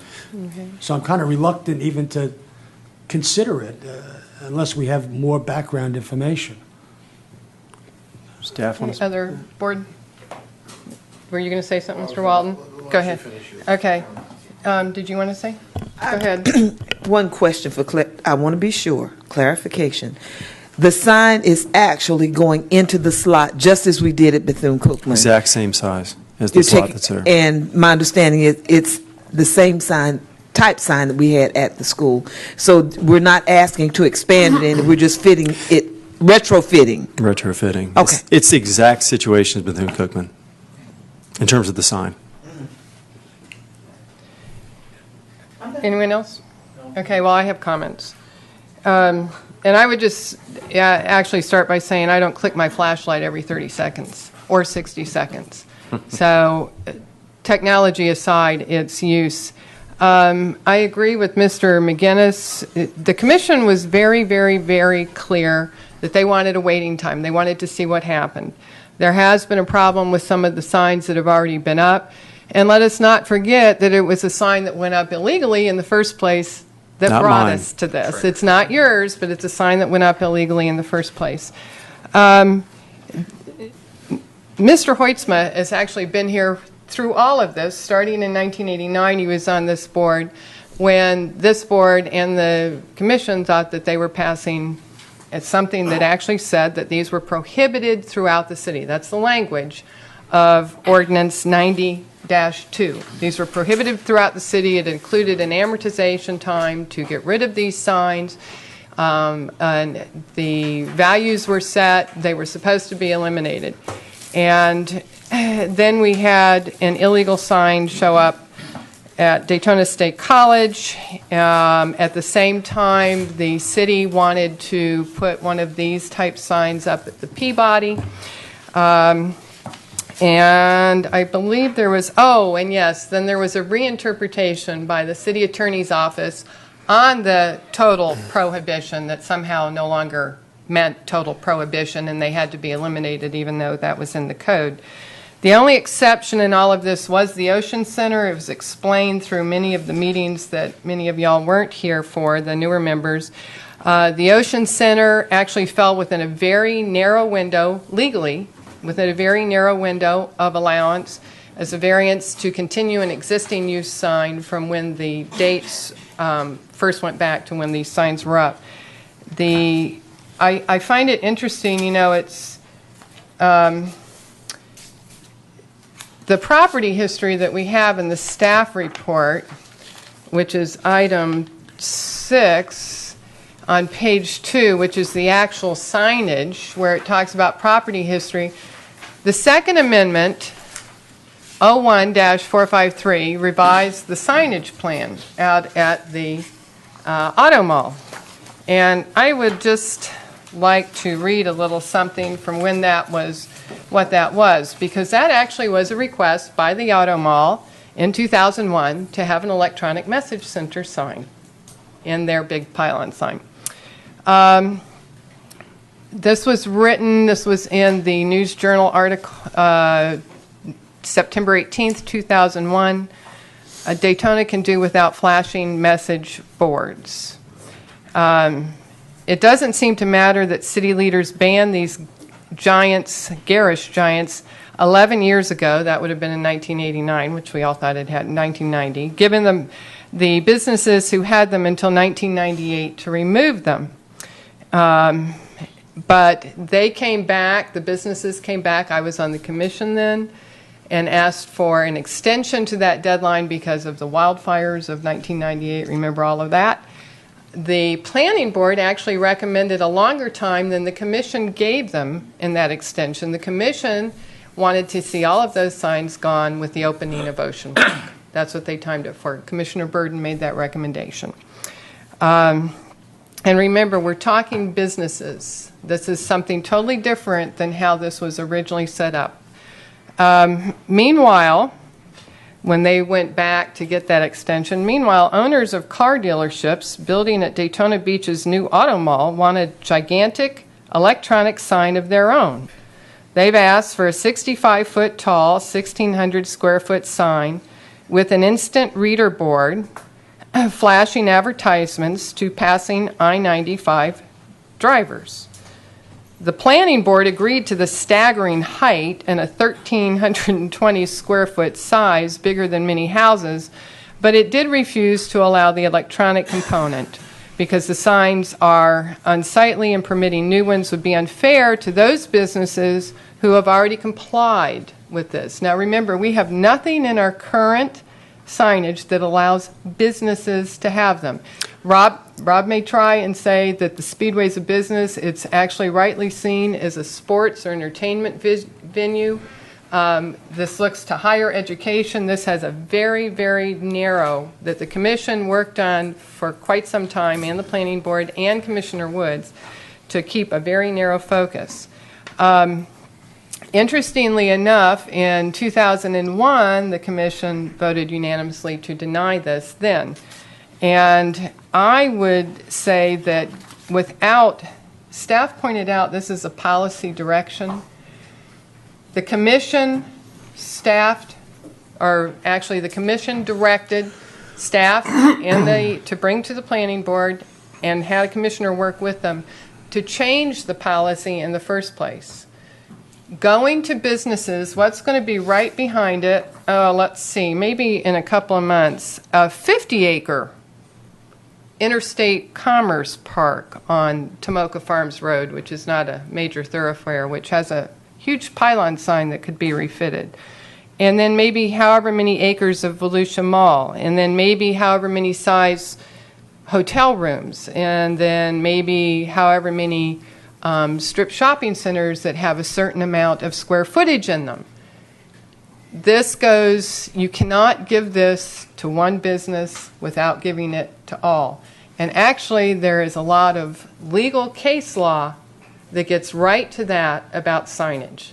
So if the planning board, minus policy direction from the commission, this is an applicant coming forward, minus policy direction from the commission, which we do not have, opens this up to this business, we might as well just open it up to everybody. And I really hope that without the policy direction from the commission, even Mr. Walton, when this came before us and this was passed on to the commission, Mr. Walton in the minutes said that the commission wanted our current EMC language to be very narrow, and they wanted to wait and see what would happen. I agree with Mr. McGinnis. This isn't long enough. We have 3 signs. This isn't long enough to wait and see what would happen.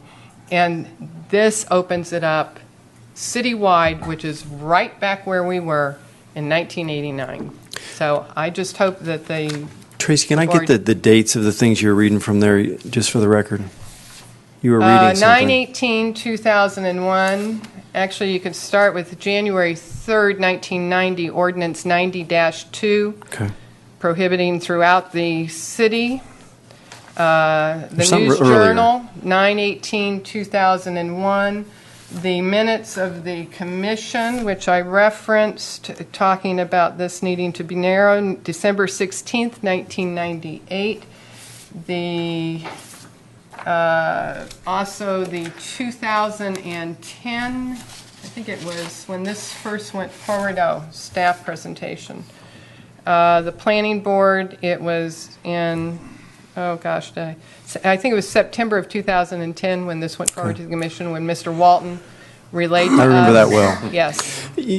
Tracy, might I just respond and close quickly from my perspective on this, because I have had a lot of time invested in this idea, not just this case, but this idea, and I feel almost passionately about it, and I got to tell you, the things that you were reading from were part of the history that I lived through too. You know, I think the 90s don't seem like long ago. That's when my kids think it's kind of crazy, but it actually was long ago.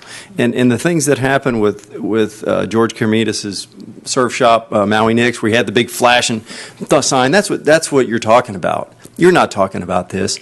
I was also talking about, just a minute, 2 years ago, which is not business. I'm not getting to that part yet. All the commission historical policy 2 years ago. The historical documents that you're reading from, I get that. I understand what happened. George had the sign with the monster jumping up and down on A1A. It bugged everybody, and we outlawed the signs. I saw that happen. I lived through it. I lived through the amortization period, and I saw him come back and the other guy and say, give us some more time, then we got this expensive sign. I understand that happened, the wildfires and everything. Things have changed. This isn't that sign. Neither is the Bethune-Cookman sign. Neither is the Kennel Club sign. These are the new technology. And really, I hear what you're saying. You got me in a little bit of a catch-22 when you say we need direction from the City Commission. You have an application in front of you here, and it is going to be a policy decision of the City Commission ultimately. Oh, I knew you would say it that way. But it has to get there for their policy decision through you. No, that's actually, what the procedures that's required of me is to go through you. Okay. So I have to be here. And so if you guys don't like it, tell them you don't like it. If you think that, and really it comes down to whether you think this is an evil that was being prohibited back in the 80s and 90s with the Maui Nicks sign. If you think that the LED LCD technology is something that you can accept in the limited form that Daytona Beach has allowed it in terms of the way it's done, then say yes. If you don't, say no. And we'll take it to the City Commission, and they'll make a policy decision whether they think this is an appropriate place to have this sign. Now, John, to try to answer, or Larry, to answer your question about, and of course... Actually, could we stop right here? Because you answered his question. I didn't, because he asked me about proliferation, and you Oh. drove it home. Okay. I want to answer you honestly and say, yeah, I think you'll get more requests. Mhm. Good news is they're going to come in front of you, and you're going to look at them and decide whether it's the right thing or the wrong thing. It's not going to be something that we put a blanket over the whole thing. It's going to come one at a time. But there will be more, I bet. This is the new technology. Thank you, Mr. Merrill. And I would say, having served as a commissioner, and actually you're not part of the discussion anymore, thank you. All right. I would say, having served as a commissioner, there are two ways that policy happens. Either an applicant can come forward, but another way is the commission does a discussion item at the end of every commission meeting. That's actually how this came back before us. To even look at EMCs was the discussion item by the commission to do this, so policy is not just simply something asking for something outside what the commission has already done as policy. And just two other points, and I'm sorry to take up the board's time on this, but obviously I like Mr. Hoytsma, have sat through a lot of this. The commission already turned this down. That is a policy statement that was made in 2001 because they entered language to actually prohibit this out there. And the commission also made a policy statement when they gave very narrow places of assembly with 1,000 permanent or fixed seats, indoor assembly, institutions of higher learning, major sports districts, hospital medical, and the major sports falls into the Kennel Club, and city and county government uses and the plan development process, and semi-public use. All of those would be stopped except for sports and entertainment venues. Again, look at what we have. This is policy in front of us. And the last thing that I just cannot stress it enough, there is case law. You can't just do this for them. You cannot.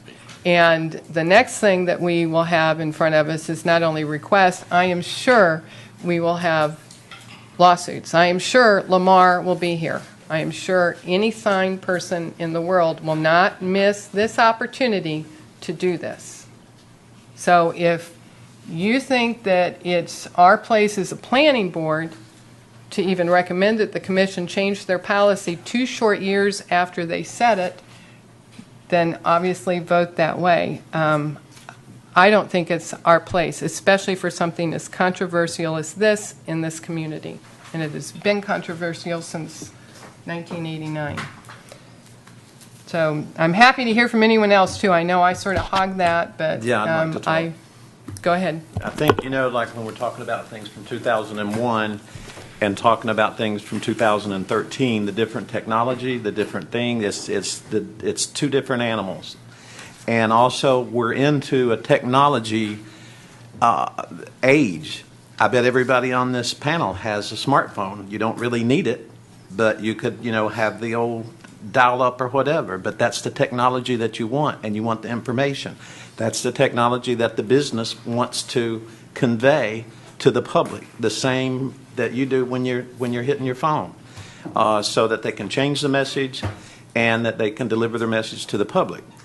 And like I said, it's a different sign, and it's a different era as far as technology's involved. Okay.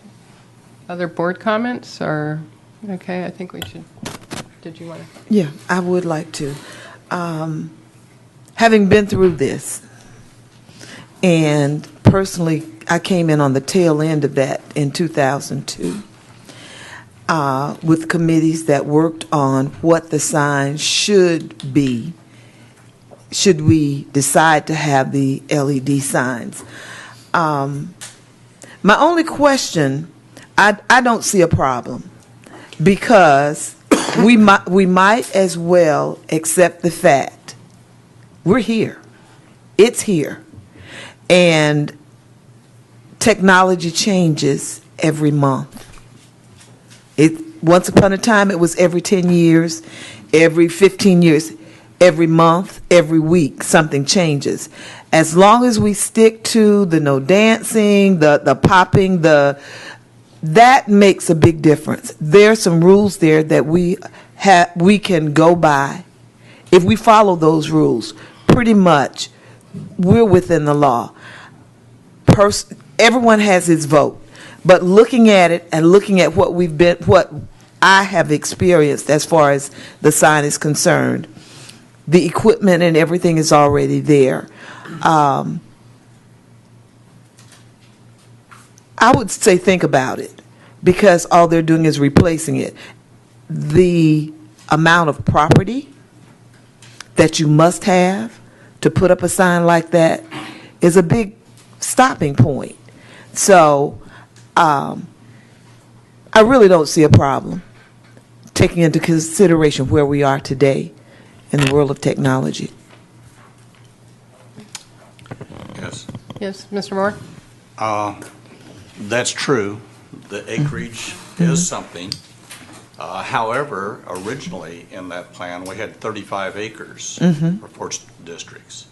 With a dog track, all of a sudden, it had 50 acres, because they couldn't squeeze into this. So we make allowances. So anything that comes forward, they just have to change the acreage or the street, or it doesn't matter if it's in the main thoroughfare anymore. If we put this through, I personally don't have a big problem with this where it is, but I know what it is that we're going to see them start to come from several businesses around, because we've just opened the door and doing exactly what we said we weren't going to do. So I'm really torn about it, because in one sense of the word I'd say I'd like to, but I really feel, and I guess I've got no written on my sheet, so I'm sticking with my feelings. Could I make one comment? Because I also have no problem with the technology. I agree with you. You have to move with the times, the technology. But the issue is not with the technology. The issue for me is we're deviating from the requirements that the City Commission laid down 2 years ago. And the major requirement being that we have an application from an entity that's outside of the entertainment venue, education, sports venue, from a private business. And I think to deviate from that, that's where I have my difficulty. I can't see myself deviating from that unless the policy is changed by the commission. It's the technology I'm fine with. and I agree with everything you've said about the technology.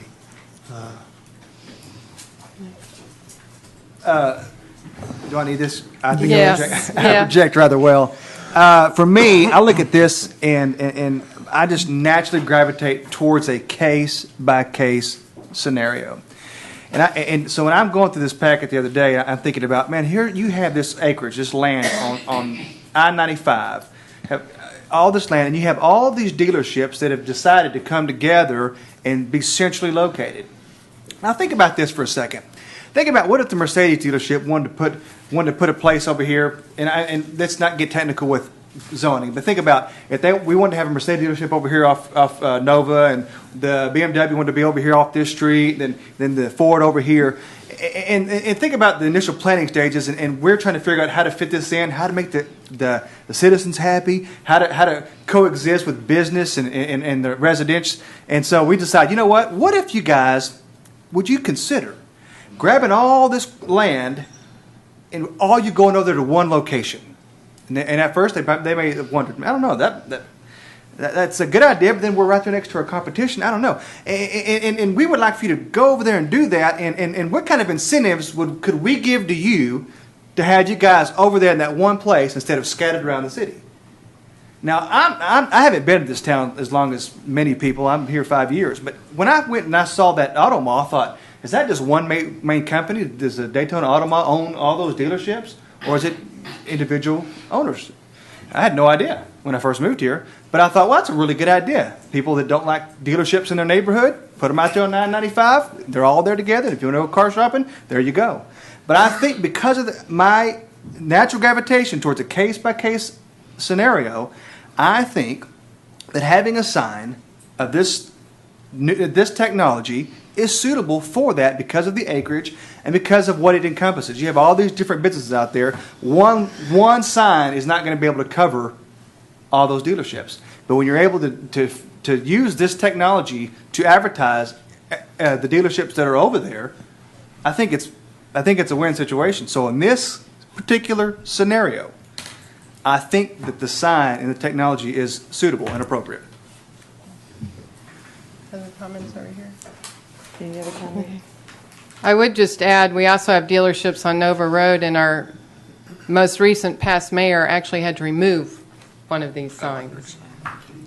So it's not just one dealership out there. You have types of zoning and types of uses, and I understand that, and I wasn't trying to. I was trying to get technical. Yep. But I was like, this.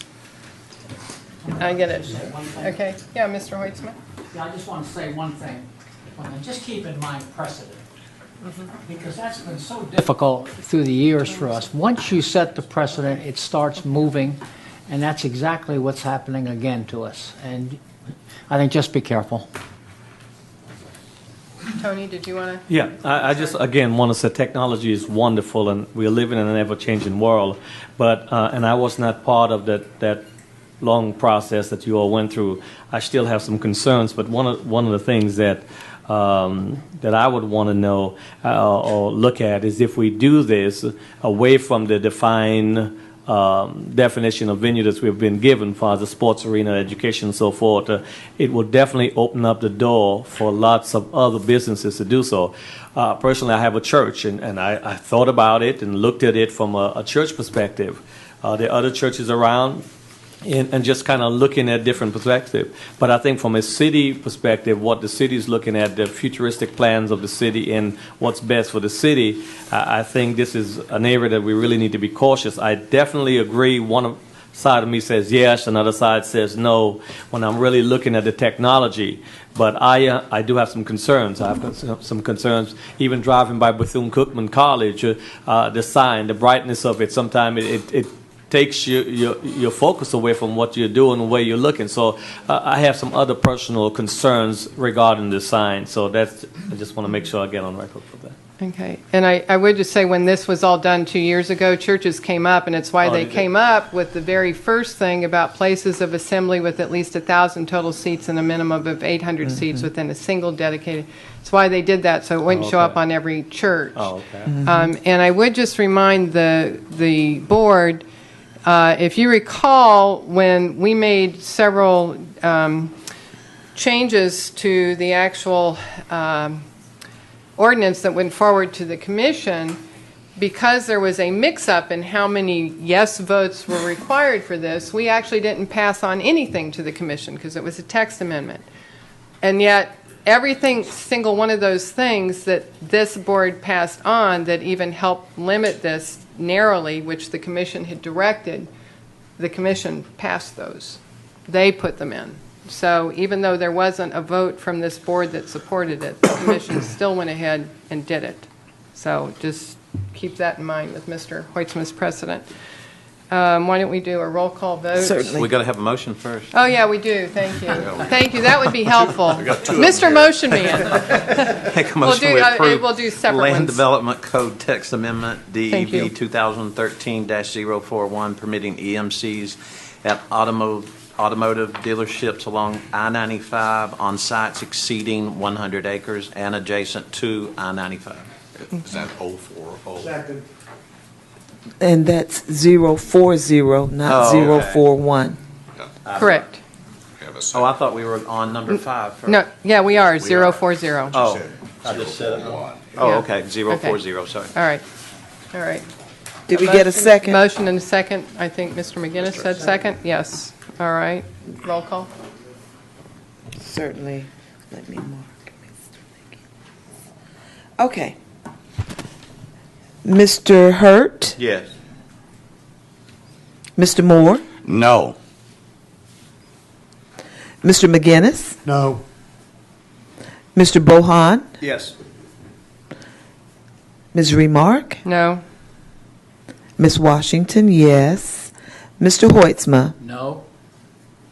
Mr. Davis? Yes. Ms. Benjamin? No. Mr. Neal? Yes. Mr. Barhu? No. It failed. Okay.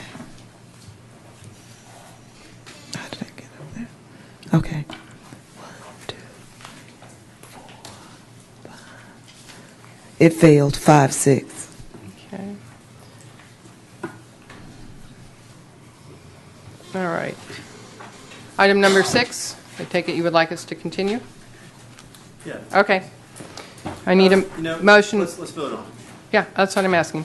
Okay, need a motion on item number 6. Motion to approve rezoning plan, commercial development, Fifth Amendment Development 2013-39 Daytona Auto Mall PCD. Second. Okay. Roll call?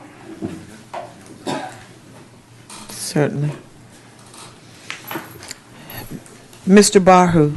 No. Mr. Neal? Yes. Ms. Benjamin? No. Mr. Davis? Yes. Mr. Hoytsma? No. Ms. Washington, yes. Ms. Remark? No. Mr. Bohan? Yes. Mr. McGinnis? No. Mr. Moore? No. Mr. Hurt? Yes. Same. It loses 5-6. Okay. Thanks for your time. Thank you.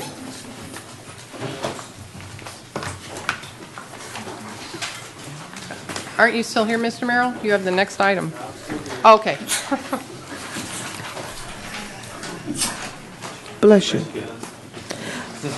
Very good video. Item number 7, rezoning planned master development, Embry-Riddle Aeronautical University, DEV 2012-126, quasi-judicial hearing. Can we hear from staff, please? Thank you, Madam Chair, board members, Tom Whitenauer, Planning Division. This is a request by Embry-Riddle Aeronautical University to rezone 173 acres of land at 600 South Clyde Morris Boulevard from local service industry, light manufacturing, and residential professional to planned master development. The rezoning application was submitted on behalf of Chris Hardesty of Embry-Riddle by Robert Merrill of Cobb, Cole, and Ross of the planning and engineering firm Prosser Halleck.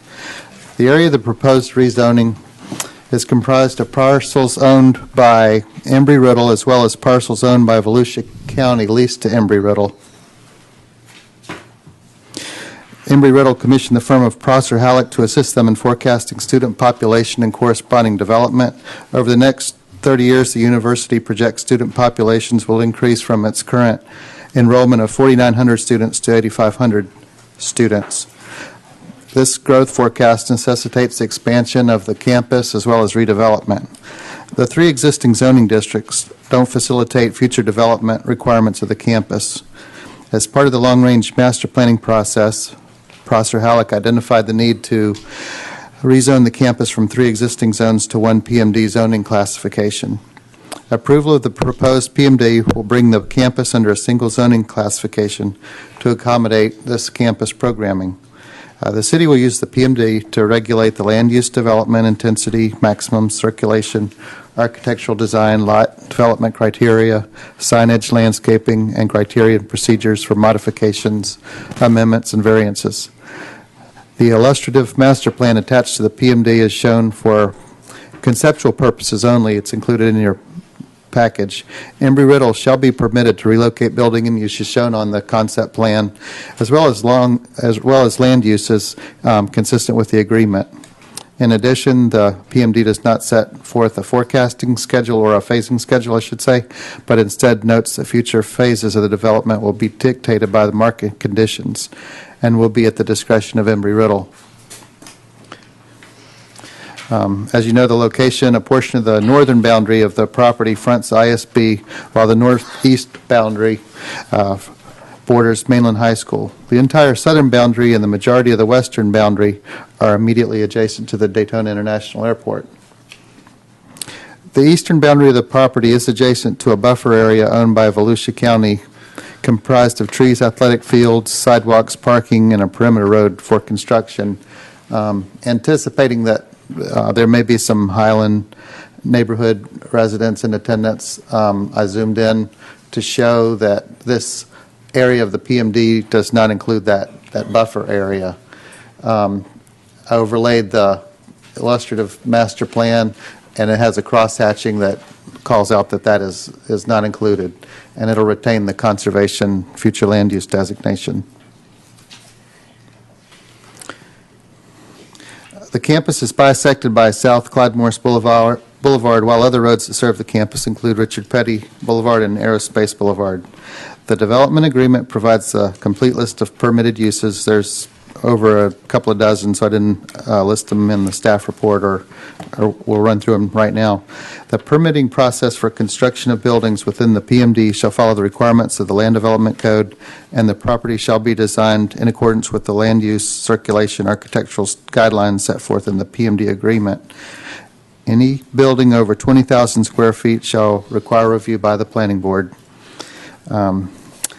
The Land Development Code includes review criteria the planning board uses in reviewing PMDs.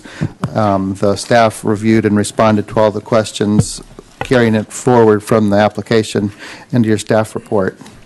As part of the PMD application, the applicants have provided a list of code waivers and public benefits. Staff listed the code waivers in our staff report. I want to draw to your attention on page 10, I need to correct one error on the list. The bulleted item on page 10 labeled credits should not have been on the list. In response to a TRT comment, that bulleted item was deleted from the PMD that was submitted, and staff inadvertently copied that item onto the staff report from that outdated letter. So that item credits goes away. The remainder of the requested waivers were correctly listed as shown in the staff report you received. Staff recommends approval to rezone the subject property from local service industry, light manufacturing, and residential professional to plan master development, and to enter into a PMD agreement establishing development standards for the PMD. An affirmative vote of 6 shall be required to recommend approval to the City Commission. This concludes my presentation. If you have any questions for me, I'll be happy to answer them. If you don't have questions for me, you may want to ask the applicants, Rob Merrill or Duncan Ross. They have prepared additional slides if you're interested, or if you want to have them move straight into answering your questions. Thank you. Board, any questions of staff? Okay, why don't we hear from the applicant? Thank you, Madam Chair. Once again, Rob Merrill with Cobb Cole, 150 Magnolia. Good job, Tom. Thank you. That was a great presentation, and he's, again, kind of like previously, I take the wind out of my sails when he does such a good job. So I really don't have a whole lot to add to this other than tell you, most of you have been up here a while, have seen us process some of these PMDs. A little different than the PD that you saw earlier for Sunoco, for instance. These are large-scale master plans and a way of bringing forward an example I'll give you is the Halifax Medical Center property that we did this past year.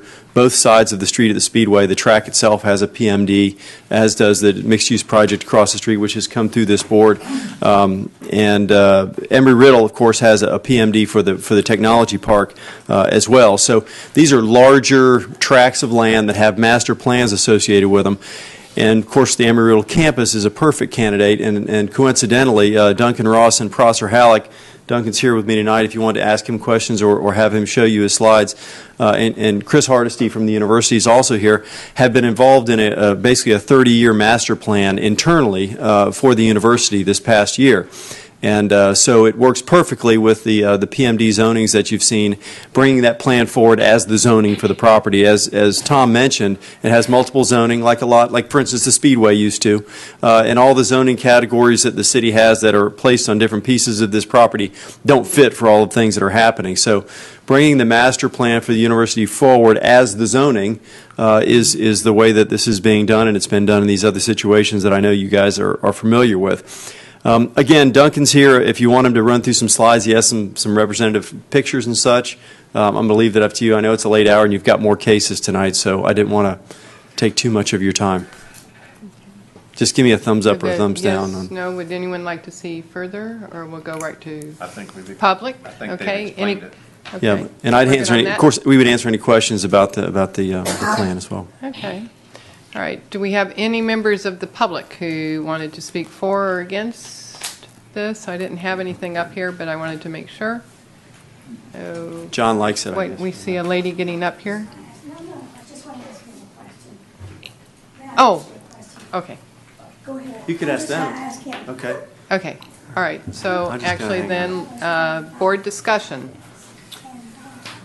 Yes, Mr. Hoitzman? No, I was just going to say, I find it very hard to say really anything negative in a situation like this. They have been so good for this community, and we've got so much more coming from them. Actually, they don't even have to tell me anything. They can come up here at night and just say Embry-Riddle, and I'll vote yes. So Should have mentioned that earlier. yeah, yes, you should. How about wouldn't it work? I did bring an electronic sign up here. Instead of EMC, For them. it should have been ERAU. Yes. I'm of the same opinion. The public benefit that's required is the school. Yes. To me, it's all the thing. So, yeah, I'm ready.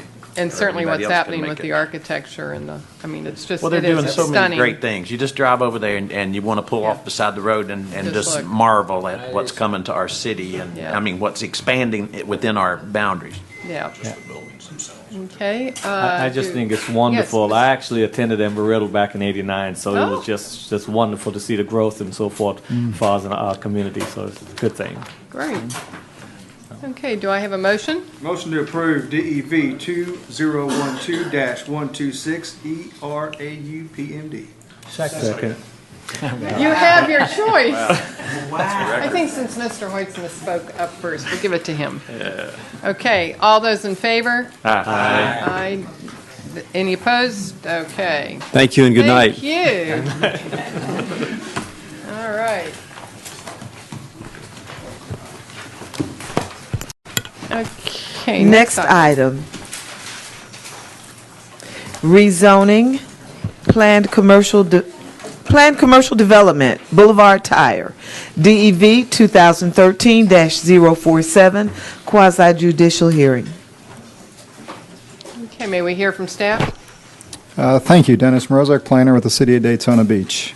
The next item tonight is a request to rezone 2.43 acres of land located at 800 South Nova Road from Business Automotive B8, Industrial Park M4, and Tourist Office Retail T3 to planned commercial development to construct a 7,500 square foot building addition.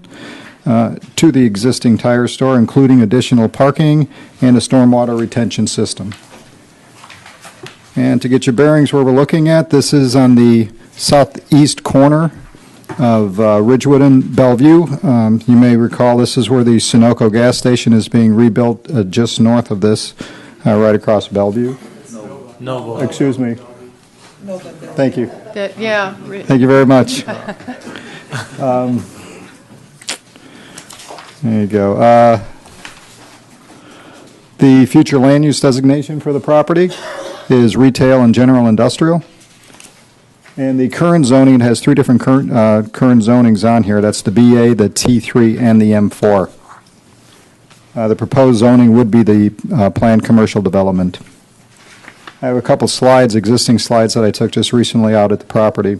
This is the current Boulevard Tire in operation. And this is taken from Nova Road. Again, a picture from Nova Road looking down south down Nova Road. You see some of the landscaping. You see a driveway cut that's over here in this section that will be removed with this development.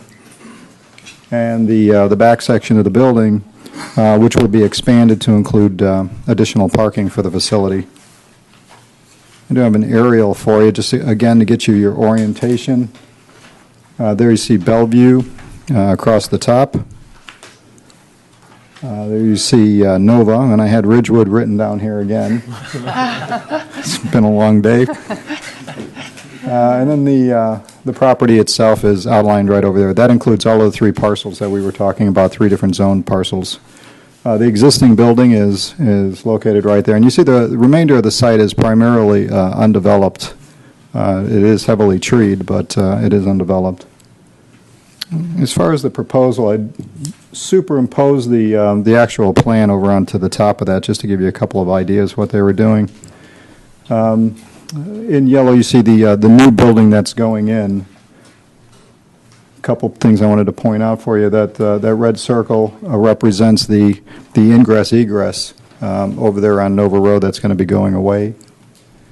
And this is really is going to be a new ingress-egress point for some of the trucks. They'll be accessing off of the currently existing driveway at the south of the property. They do have an agreement with the property owner to the south to be able to access that, and they'll be able to circulate the trucks in and out, and it'll help with the additional access point closing. As far as some of the details of the site, it is 2.43 acres. There will be a 7,500 square foot building expansion, totaling just over 13,000 square feet. The use proposed, there's only the one single use vehicle service, light and heavy. That's what they currently do, and that's what they're going to be expanding to do. The parking for the site, they are required to have 26 spaces. They do provide 30. 2 of those are motorcycle spaces. Signage plan has been provided. I also wanted to point out within the signage plan, they are removing the existing pole sign that's on the corner there of Nova and Bellevue, and they're going to be replacing it with a monument sign that does meet the code, the current standards of the Land Development Code. And again, this does meet LDC requirements. There are no waiver requests associated with this development. Again, I wanted to show this to you. This is the existing Boulevard Tire, and the proposed Boulevard Tire. Staff has worked really hard. Tom has worked really hard with the applicant, and there's a great relationship that was going back and forth to get to a product that not only that the property owner would be happy with, but staff would be happy with, and I think the city will be happy with. Mm-hmm. This in conjunction with the Sunoco gas station that's being built, in addition to the museum just up the road, I think it's going to really set this whole area off, and it's going to really show some serious improvements.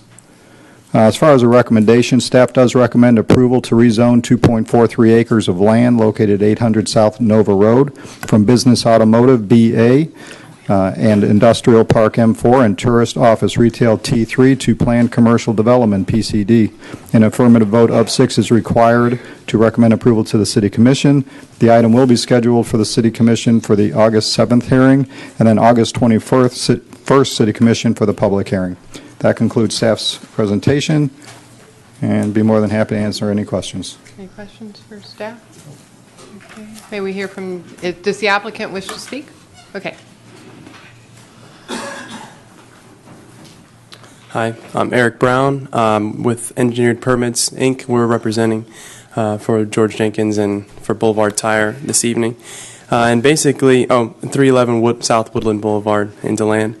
And basically, as Mr. Mrozek brought out, it's simply combining or changing to the PCD in order to allow this business to expand. It's been there for some years. Boulevard Tire has 39 locations throughout the state of Florida. Those are for the purpose of changing tires, and additionally they have 5 retread plants. This particular expansion is to allow for a warehouse, for tire storage, and also for additional space for servicing like box trucks, slightly larger vehicles for the changing of tires. Basically, they do a lot of fleet work. They have contracts with UPS, Ryder, Penske, Waste Management, and other companies, and so they need the additional space to help to facilitate their expansion of their business. And no doubt this will bring more tax revenue to the city, and will be a benefit for for bringing business into the city. Other than that, as Dennis brought out, we've worked very hard to try and meet all of the requirements insofar as the architectural standards go. And you can see the difference in the building. It's really bringing it up to the stature where that area should be, to try and meet not only for the new portion of the building, but to also bring up to the architectural standards the current building. So we really hope that you'll approve it, and if you have any questions, I'd like to try and answer those. Any questions, Mr. Hurt? I don't have a question, just a comment. Okay. It's great to see a business expand and expand in a good way, and thanks a lot. Yeah, yeah, we're glad you're doing so great. And I also love the switching to the monument side and the that's for down there, and also the major upgrade of the landscaping beyond code. So it's okay. I have to say I love it. That's my neighborhood, and it's great to see some improvement. Absolutely. Yeah, go ahead. Did you want to? I just wonder, can we applaud when somebody comes here and doesn't have any waivers? That's I was just going to say we're on a winner tonight. Yeah, we're Actually, with the product he's bringing, he could have got 2 or 3. Yes. It's a really great job in working with staff. Okay, do we have any? I don't have anybody. Yes, I do. I had someone on. Oh, that's you. Eric Brown, Engineered Permits. Okay, we have any members of the public? Okay. Board, need a motion or? Motion approved, DEV 2013-047, Boulevard Tire PCD. Second. Okay, all those in favor? Aye. Any opposed? No. Okay. All right. Great, thank you guys. Nice job. It's a nice job. Moving right along. Item number 9, rezoning, planned commercial development, 2900 West International Speedway Boulevard, DEV 2013-037, quasi-judicial hearing. Okay, staff? Thank you. Dennis Mrozek, planner with the City of Daytona Beach. The next request is to rezone 7.5 acres of land located at 2900 West ISB from Tourist Highway Interchange, T5, to Planned Commercial Development, PCD, to construct an additional 100-room hotel totaling 18,880 square feet with associated parking on the existing developed site and provide for future development. The site is located at 2900 West ISB. I'm going to pull this one up and we'll get a better idea of where we're talking. This is just adjacent to I-95. The West ISB is just to the south of it, fronting the property, and the property goes through to Tomoka Farms Road and also fronts Tomoka Farms Road. The future land use designation of the property is interchange commercial and general industrial. And the current zoning of the property is T5 Tourist Highway Interchange, and the proposed zoning again is planned commercial development or PCD. I have a couple of current photos for you that we had just taken out at the site. This shows the front of the property taken from West ISB. This shows the closed gas station, the vacant gas station, and the vacant building associated with it. I was told at one time that may have been an IHOP restaurant. So one of the proposals calls for the demolition of the gas station and that building, and then the new hotel would be going into that location. This is the existing Days Inn. I believe they recently did some improvements to the Days Inn and cleaned it up a little bit and kind of brought some symmetry to the actual building. And then from the Tomoka Farms Road, you see you got a kind of a wide expanse of undeveloped property before you get to the Days Inn. And again, here's an overview of the property. Again, getting your bearings. That is an EMC sign that Rob was trying. No, that is that is a I-95 located right there. That would be West ISB, and then Tomoka Farms Road. The existing Days Inn Hotel, you've got it located in red. There are no plans to make improvements to the existing Days Inn Hotel. It's an operating hotel, and it does have some non-conforming features to it, which are included into their waiver requests. The area that's being demolished, it's shown over there in the yellow out at the front of the property. And then also the area that's going to be improved with some additional parking and landscaping in the back of the property. Those two yellowish orange squares are actually representing the Phase 1 development of the property. Phase 2 is located just to the left between Tomoka Farms Road and the proposed parking there to the left, and that'll be coming in at a different date. Before we leave there, could we go back there just a minute to that? Sure. Okay. So when they talk about Tomoka Farms Road, that little blob that comes off that back yellow, was where they're asking for the 14-foot monument sign? There's a proposal for a 14-foot monument sign there. There currently is a monument sign over there. It's just not a 14-foot monument sign. Is it what, standard code? I would say an 8-foot. It's an 8-foot. 6 to 8 foot. And then the entryway from right, they're also proposing to keep that current tall, ugly pole sign. that is proposed to stay there also. Okay. The tall sign. What about the chain link fence that goes all around? There is a chain link fence at the front of the property. The code doesn't permit the chain link in the front of the property. We spoke with the applicant's representative, and it was an oversight that it was included on the site plan but not on the landscape plan. It will be removed, and it won't be part of the site plan going forward. Okay. And what about the current illegal banner sign that's out on the right-of-way for the Days Inn? I didn't see that in your pictures. I didn't see it. I'd have to have either the applicant speak on that or... Okay. All right. It wasn't out when I was out, but... Oh, okay. Okay. All right. As far as the development itself, this is the first half of the development. This is where the gas station and the old restaurant were. Just kind of superimpose the actual plan itself. It's a little bit busy, a little bit difficult to see, but you can get an idea of the flow of traffic. There will be a porte cochere, flow of traffic, additional parking, and it'll back up parking on either side between the Days Inn and the new hotel. As far as the back of the property, again, they're putting additional parking in it. The additional parking covers not only the Days Inn, but it also covers the new hotel at the Holiday Inn Express. So you see the additional parking that went, additional landscaping, and then the Phase 2, which is going to remain undeveloped at this point. No, we're going to take a break. Okay, as far as the site itself, it is 7.5 acres. There are existing 160 rooms at the Days Inn. 18,880 square foot hotel is proposed, and that will be a Holiday Inn Express, which is going to be 100 rooms, which will be part of the Phase 1 development in addition to the parking and landscaping improvements. The proposed uses for the site will be hotel, motel uses and the ancillary uses associated with with the hotel and the motel. As for parking, the applicant has been required to provide 277 spaces. They have provided 278. I got you a picture of a architectural elevation of the front of the Holiday Inn.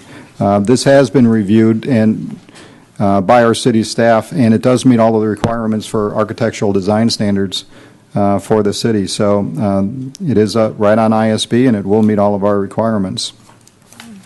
I wish I had a prettier picture to put up, but we did have a color rendering earlier, and it is a good-looking building. As far as waiver requests, there are a few of them. Building setbacks, when somebody rezones to a PD, they're required to have a 25-foot PCD district setback. With the existing days in place, that number is 23 feet 8 inches, so they're just short of that. As far as signage, talked about the 8-foot monument signs are what code would permit. The applicant is requesting 14 feet monument signs, and this exceeds the code by 6 feet. Regarding landscaping, the code requires a preserved landscape areas. 15% of the site has to be a preserved landscape area. They're a little limited on the site, being it is developed already, partially developed. They were asking for a reduction in that amount to 10% as a preserved landscape area. And then also the landscape perimeter buffer. And this is really around the Days Inn. The material around the Days Inn for the perimeter landscape buffer isn't meeting code. Took a look at it, and it's not bad. And they were asking that that it would remain as is. As far as the property perimeter requires a 5-foot setback for all parking. There are some existing parkings over there near the Days Inn that go right up to the property line with a 0 setback, and that would be another request for a waiver from the Land Development Code. They did provide a community benefit letter. We did provide that in your packages, so you can go ahead and take a look at those and let me know if you have any questions on those. Actually, I do. Okay. In the community benefit, which is our attachment B, provides stormwater. They would have to do stormwater anyway because they're upgraded. So that's correct. That's a requirement. Correct. Okay. All right. And removing the underground fuel storage tanks, I would think that would have to happen if they're redeveloping that front site, so they're not running into. I would hope so. Yeah. I would hope it's a requirement. I would figure that's removed. a requirement too. Yeah. Yeah, because they're going to be bulldozing. Okay. Mm-hmm. Thank you. I had a question, Madam Yes. Chair. Has there been any study done regarding the pedestrian safety or the traffic flow going in and out into that location?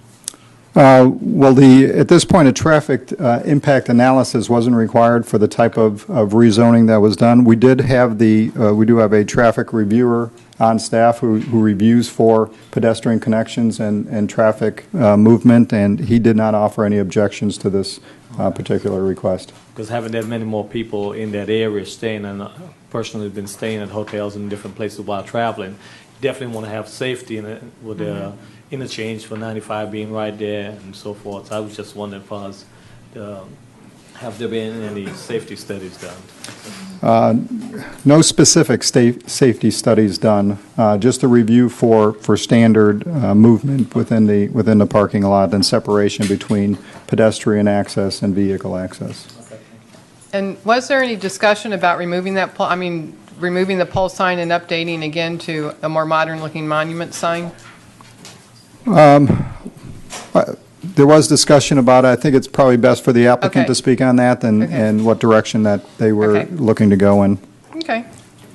As for a recommendation for the project, staff does recommend approval to rezone the 7.5 acres of land located at 2900 West ISB from Tourist Highway Interchange to planned commercial development.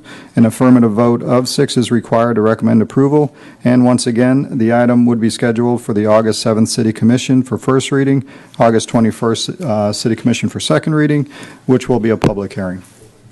And that concludes staff's presentation. Could we hear from the applicant? Thank you. Thank you.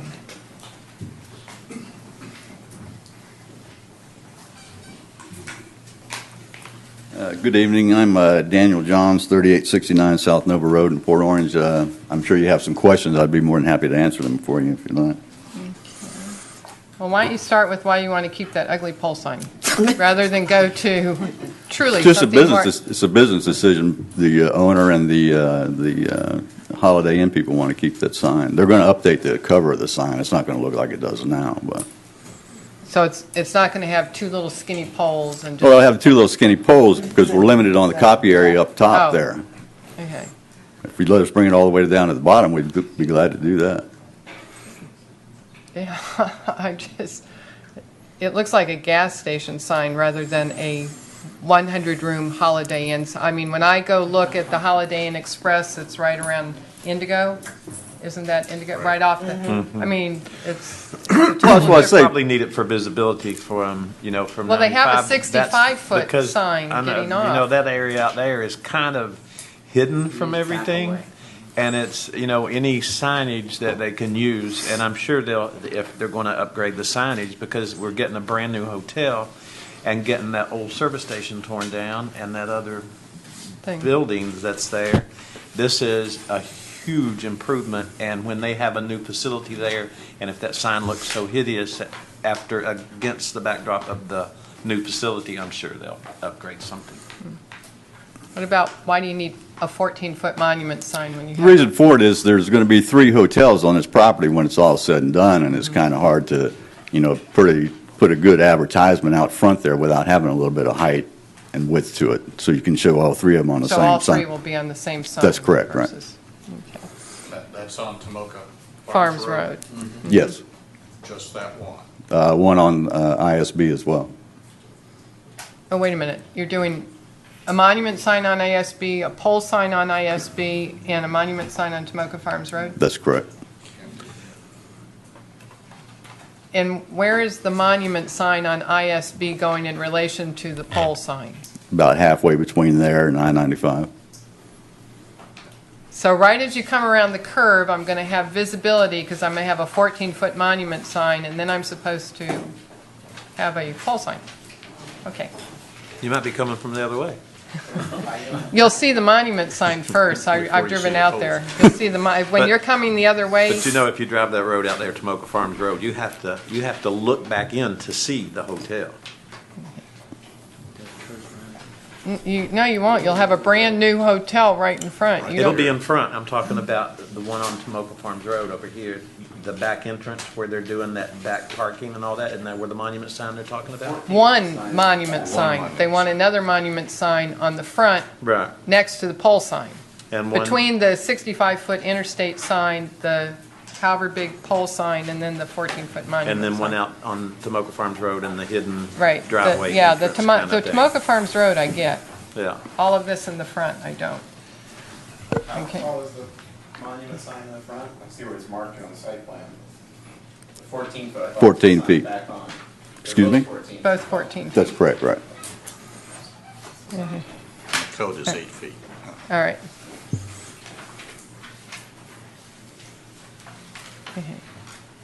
Any other questions for the applicant? Okay. Do we have any members of the public who wish to speak? And in the meantime, oh, we do have one in back? Oh, yeah, come on forward. In the meantime, while he's coming forward, and would you fill out a green sheet for us with your name and address?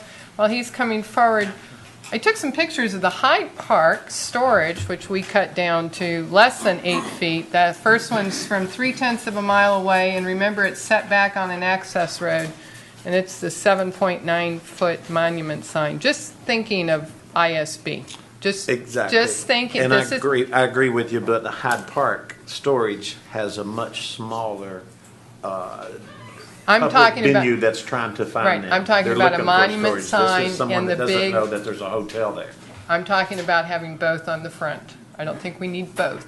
I just wanted to give you an idea of visibility when you're driving along. So, yes, sir. Your name and address. Simran Patel, 2992 West ISB.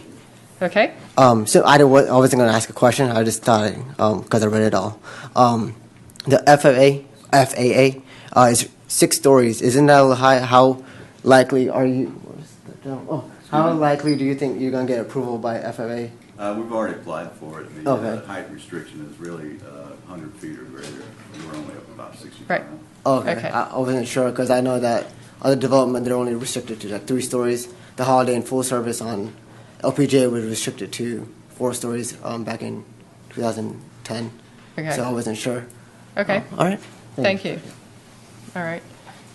And if you don't get that approval, are you coming down 2 stories? You'd have to actually come back up to the microphone. I feel certain we will get it. I mean, the Speedway just built a building out there. It was like 6 stories high, and it's right there adjacent to the airport. And we're not going to be any higher than that. Okay. All right. Any other questions? Okay. And that was our member of the, oh, yes. Make a Mr. motion we approve. Wait. Oh, I'm sorry. I didn't know Did you have a question? Yeah, I think it is. Is it legal for them to have 2 signs on that same property? Staff could answer that, I think. Staff? Yeah, Dennis, we need it. The question is are they allowed to have 2 signs on the frontage? The pole That sign and the frontage, monument because they're sign. talking about a monument and the tall pole sign. Is that legal? Or is that another waiver, actually? That would probably be another way, I'd have to take a look. That might be another waiver because I think you're only permitted to have X amount of monument signs based on the frontage of the property. Depending on how much frontage you have, they may be allowed to have 2 additional signs or 1 additional sign.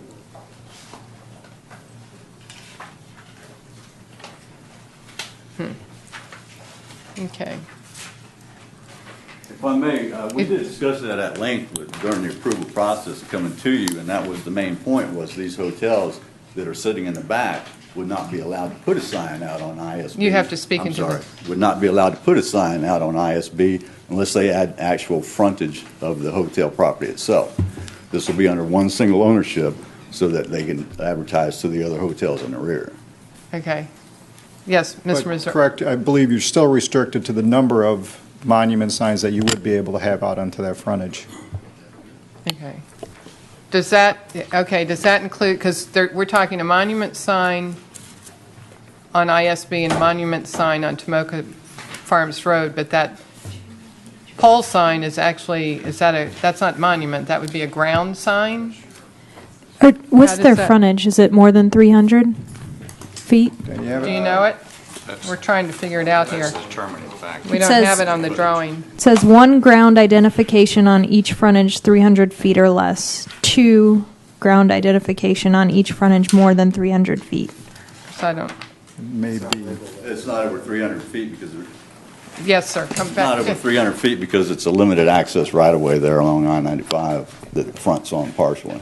Okay, so that would actually It would be a require a waiver. waiver to have 2 signs.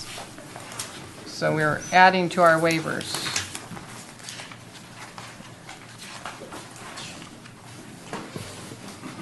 I guess my problem is the monument signs, the height. I don't know why it couldn't be standard monument sign, both on Tomoka Farms Road and also on International Speedway.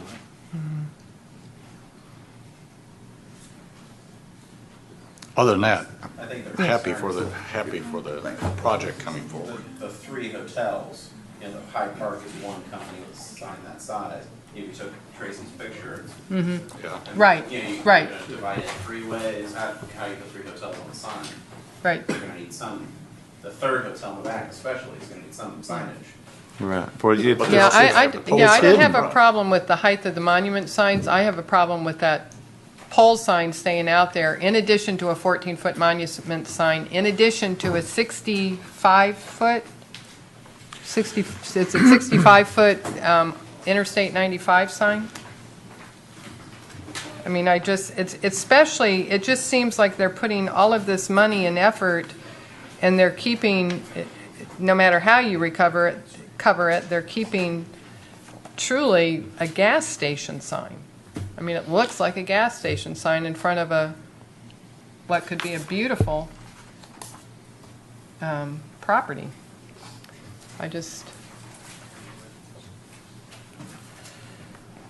We ready for a motion? Yeah, are we ready for a motion? Motion approved rezoning plan, commercial development, DEV 2013 2037, 2900 West International Speedway Boulevard, PCD. Second. Okay, with all of the code waivers and with no removal of any signs? Correct. Okay. All right. Second. Do we want to do a roll call vote? From what I was hearing, why don't we try that? Mr. Hurt, Yes. Mr. Moore, Yes. Mr. McGinnis, Yes. Mr. Bohan, Yes. Ms. Remark, No. Ms. Washington, yes. Mr. Hoitzma, Yes? Mr. Davis, Yes. Ms. Benjamin, yes. Mr. Neal, Yes. Mr. Barhu, Yes. Guess we didn't need that after all. Okay. I would just like to thank you for bringing, that area out there has Absolutely. been neglected, and now to brighten it up and put a new hotel and make a new presence, and I think that'll bring other things out to that area. We're going to take a break. I didn't want to mention that. There's just another one with power on the gas. That's another I know, example but to I've me gotta of go. removing I blight. have to. Okay. Yeah, right. thank you very much. Okay. And before we go to the next one, could we just take a 5-minute break for any of us that need to go to the restroom? Item number 10. Item number 10, rezoning, planned commercial development, Daytona Plaza, DEV, 2013-012, quasi judicial hearing. Okay. Can we hear from staff, please? Thank you. Dennis Mrozek, planner with the City of Daytona Beach.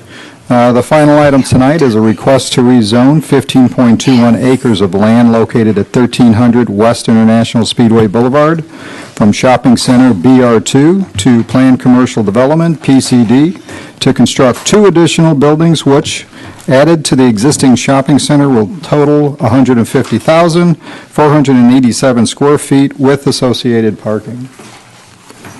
I think everybody's familiar with the site location. It's at the northwest corner of Clyde Morris Boulevard and West ISB. The future land use designation for the property is retail, and the current zoning is BR2 Shopping Center. The proposed zoning for the site is planned commercial development. I have a couple of current pictures that I was just out there, took for the site. The top one showing the Kmart. And a portion of the rest of the center.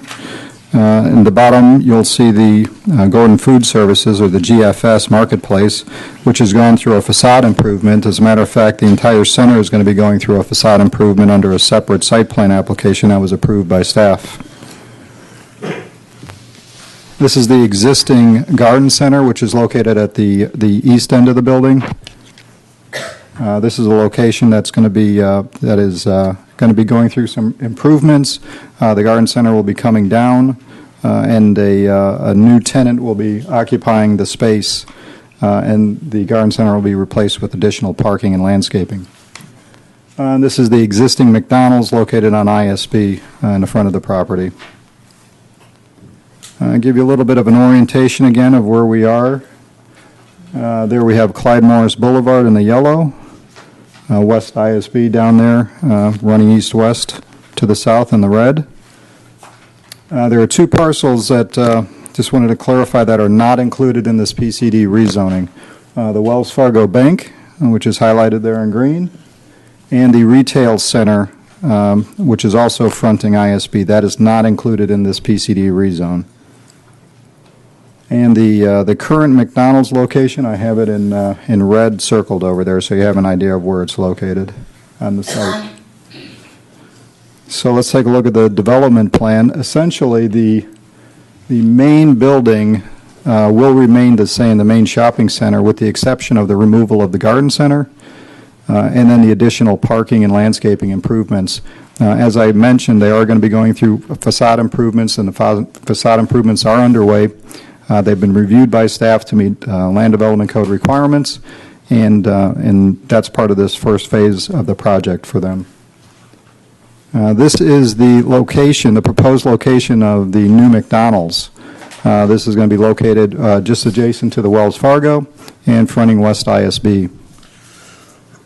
In green, you'll see the location of the former McDonald's. This site will be redeveloped into retail sales. I believe they've been working with a tenant, Starbucks, as a possible tenant to be moving into that building. As far as the project itself, it is an existing shopping center. I believe it was built sometimes in the 1970s or perhaps early 80s. As proposed, the existing McDonald's will be demolished. There will be a new McDonald's built by the Wells Fargo. The current McDonald's site will be redeveloped. And again, it will be redeveloped as a retail center. Proposed improvements to the site include main facade improvements, parking lot and landscaping improvements. And I should point out also that a traffic impact analysis was submitted to the city. The city has forwarded that to our city's consultant, and they're in the process of reviewing that and providing comments. The applicant will need to respond to all TRT comments, all TIA comments as they move forward with the site plan process. Regarding waiver requests, the site has 653 parking spaces. The applicant has requested a waiver of 15 from that total.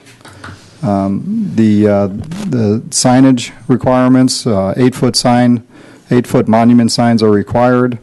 That would be a standard requirement. The applicant is requesting 12-foot monument signs. That particular 12-foot monument sign is going to be associated with the retail development where the Starbucks is going to be going.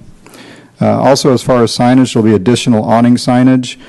This awning sign is above and beyond the wall signage that is permitted on the site. Also, additional wall signage is going to be on the east face of the building, and that's the location where the West Marine is. Typically, a wall signage on that side, on the east side, wouldn't be permitted, would only be permitted on the front. The applicant has requested that they have additional wall signage for name recognition for the West Marine. Also, one other thing that perhaps wasn't in the staff report, there was a request for an additional 60 square feet of wall signage for the Gordon Food Services, which is part of the request for some of the additional signage that they were looking for. They also have a request for outdoor storage or display. This is a 200 square foot area that is going to be located on the corner. It's a one solid area, going to be located on the corner. And I'll pull it back and show you exactly where it's going to be located. It's going to be located right on this corner over here, the southeast corner of the main center, and that's where the corner of the West Marine is going to be located. So that's a request for the outdoor storage or display. Other waiver requests include landscaping. Developed sites are to be preserved. Have preserved landscaping of up to 15%.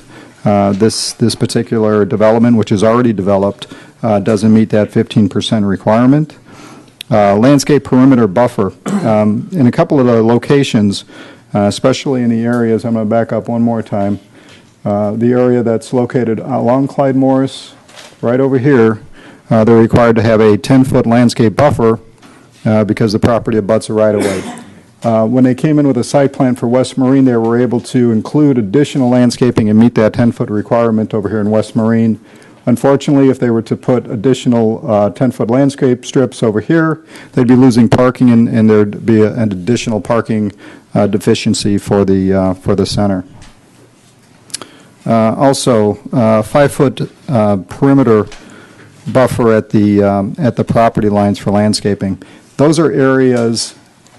If you take a look around the existing Wells Fargo and around the side of this other out parcel, all of these would be required to have 5-foot landscape buffers, and with the actual developed site, it's nearly impossible for them to be able to get those 5-foot landscape buffers in without losing a substantial amount of parking. Okay, let's see. As far as the architectural design standards, the center has been reviewed for design standards in the City Land Development Code. They've met all of the design standards with the exception of one, and that is one of the sides of the McDonald's restaurant. We have a requirement for a 3-foot facade projection. This is on the side where the drive-through is. It's very difficult to have a 3-foot projection during the drive-through where cars might be a little difficult for them to get around, so they've asked for a waiver from that requirement. As far as community benefits that have been presented, the applicant has offered to provide a bus shelter contribution in the amount of $15,000. Located on West ISB, there is a bus shelter, and it's currently not protected from the elements. So this $15,000 will go towards installation of a bus shelter. The applicant has also agreed to take over the maintenance of the right-of-ways along ISB and along Clyde Morris Boulevard. These were areas that that was required either by the city or the state, and sometimes it fell into disrepair just because of the time and getting the people out there. But he has said that he would include that in his PD agreement, and they will be taking over the maintenance of those properties. Also, as far as site improvements, they are doing improvements to the site that will bring it up to current standards. They also have provided a benefit letter. It's in your packet, and you can take a look at that and ask the applicant about that. And then the project will be phased. I've got a copy of this for everybody in your packet. With an existing site, what you want to be able to do is allow the site to operate while you're going to be making improvements to the site. So they've come through with a phasing plan. Phase 1 is going to be the main center of the building. It's going to be the total reface of the building. Additional landscaping up in the northwest corner of the site, and installation of a couple landscape islands and landscape trees in a parking lot.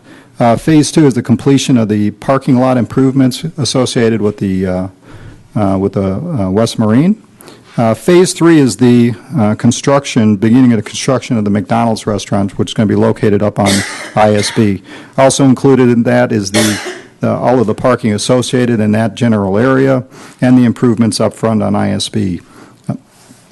Phase 4, the remainder of the center. It's going to be probably the demolition of the old McDonald's, rebuilding it to the retail center, improvements to the parking area, improvements to the landscaping requirements, and at that point, once that's complete, we should have a totally complete and remodeled center. Any questions? Well, you made Mr. mention Neal? of the fact that it's about to start. Well, actually, it has started. It has started, yes. Mm-hmm. The facade improvements, based on the current zoning of the BR2, they were allowed to apply for permits to do some work, provided that they met all land development code requirements. If they meet land development code requirements, then we can issue a site plan and they can pull building permits for that. They've made their application for the facade improvements. Staff has approved them, and they've started working on that. And this is the Gordon Food Service section and some of the improvements to the facade of the building. In addition to that, they've submitted an application, a site plan application for West Marine, which is the removal of the garden center and then facade improvements on the West Marine side. The parking lot itself by the West Marine is going to be improved with additional parking and additional landscaping in that West Marine corner side of that lot. That's as far as they could have gone under the current zoning. Anything else above and beyond that was going to require for them to come back and do PD rezoning because they were locked out on the amount of out parcels that they could have on that property. So moving these McDonald's around and creating a new retail space required them to come forward with a planned development rezoning. Actually, you said they could go forward as long as they meet code without the West Marine would not meet that if there's signage on both the awning That's and correct. the wall. They can move forward with the signage that's currently permitted if they Which is want. no awning Which is no awning signage, which is no signage on the side of the building. So their permit would permit them to have the sign as code would permit them.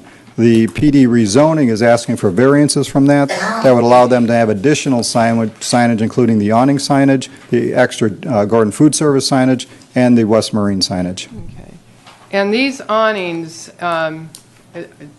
they don't look, when I saw in here, they don't look like the typical awnings you put, are they flat? Could someone explain to me? Well, and I'm going to have the applicant, he can come up and explain Okay. a little bit better exactly what type of awnings it is and what they may be thinking as far as awning signs. Okay. Just a couple of things on the community benefit letter.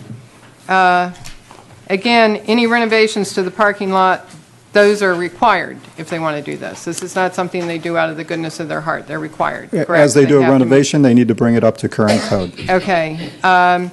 The proposed, they talk about how they're helping the traffic, somewhere in here, I don't have it under, helping the traffic in the center because they're moving the McDonald's over, but aren't they planning, is the Starbucks that they're proposing to put where the McDonald's is, it looks like it said drive-through, so it's not changing. It's almost in the exact same location as the... And it's a drive-through. And it is a so- drive-through. Okay, so that's not actually changing anything. The backflow preventers on the water, they would have to do that, correct? They do that prior to final site plan approval, correct? But I mean, that's a requirement, That would be a right, requirement, yes. To update this, okay. All right. Other questions from the board? Okay. The applicant? Thank you. Okay. Thanks, no problem. Good evening, members of the Planning Board. My name is Keith Pellin. I'm with Kinley Horn & Associates at 445 24th Street in Vero Beach. With me tonight is Mr. Bill Goldsmith with Gator Investments, the shopping center owner, as well as some representatives of McDonald's, if you have questions of them as well. Okay. And I wish I was standing up here without asking for any waivers, Mr. Hoytsma, but unfortunately that's not the case. We're sort of making up for a lot of things that have happened at the center or the way the center was built originally. Gator has not owned the center since inception, so as we've gotten into what's out there and have gone through this process, we've discovered things that don't meet the code now that might have when it was originally built. For instance, the Clyde Morris side of the property, at some point there was a right-of-way taking or a dedication that brought that property line right up to our parking lot. So whereas before when it was built there probably was a 10-foot buffer there isn't any longer because they moved the property line. And then they put retention along that edge, and so you got kind of a wet ditch and it doesn't always look the best. So that was kind of one of the reasons why Gator agreed to take over the maintenance so that they have a little bit of control over what their frontages look like. So that explains some of the waivers. And hopefully, or I guess thankfully, you've seen Gordon's, the improvements that were made for Gordon's Food Service, and I hope you agree that it's a vast improvement over what's there. It is an old center. There's no denying that. It's an older McDonald's store. You asked the question about the difference between McDonald's and Starbucks, and the point we were trying to make in there is that if you drive through that McDonald's restaurant now, the drive-through is very undefined, and parking, or the drive-through sometimes backs up into the parking lot, and it's just really an awkward situation. So putting McDonald's further east and then reorganizing the Starbucks drive-through, will clearly help better define the traffic pattern within the shopping center. So, overall that will be an improvement. This has been a little complicated too because we got Gordon's approved and then we were in the process of doing the PD and along comes West Marine. So we have all these applications kind of floating around, the city right now. And of course the PD was necessary in order to do the two outbuildings, the McDonald's and the Starbucks. So that's what we're here to, get approved. We think, obviously it's going to be a vast improvement. I mean, that the parking lot's in good shape, or is not in such good shape. The landscape needs, desperate help. So all of those things are going to be, taken care of over the next 2 or 3 years as these buildings get built. So there was only one other thing that I mentioned to Dennis before. We have a signage plan in the package for the building where Starbucks is going, and we inadvertently left off we'd like to get some signage for the non-Starbucks tenants on the west side of that building. So the non-Starbucks, isn't it only Starbucks? There's Starbucks in front and then 2 small retail bays, or potentially 2 small retail bays behind it to the north. So it's a long, narrow building. Starbucks takes up about 1/3 of the space. Yeah. They're occupied now? No, they're not, no. It's a proposed brand new building. Haven't been built. Right, and won't be built until the existing McDonald's is torn down. So other than that, you probably have a ton of questions. So I'll be quiet and let you all. Board? I was curious about one thing, about what's going in the 200 square feet of outdoor display area. What is that? Well, what that is, and I don't know if, Anticipate going there? it's for West Marine, and I don't know if you've been to a West Marine store, but they typically put like a dinghy or a kayak or something outside of their store. That's what it's for.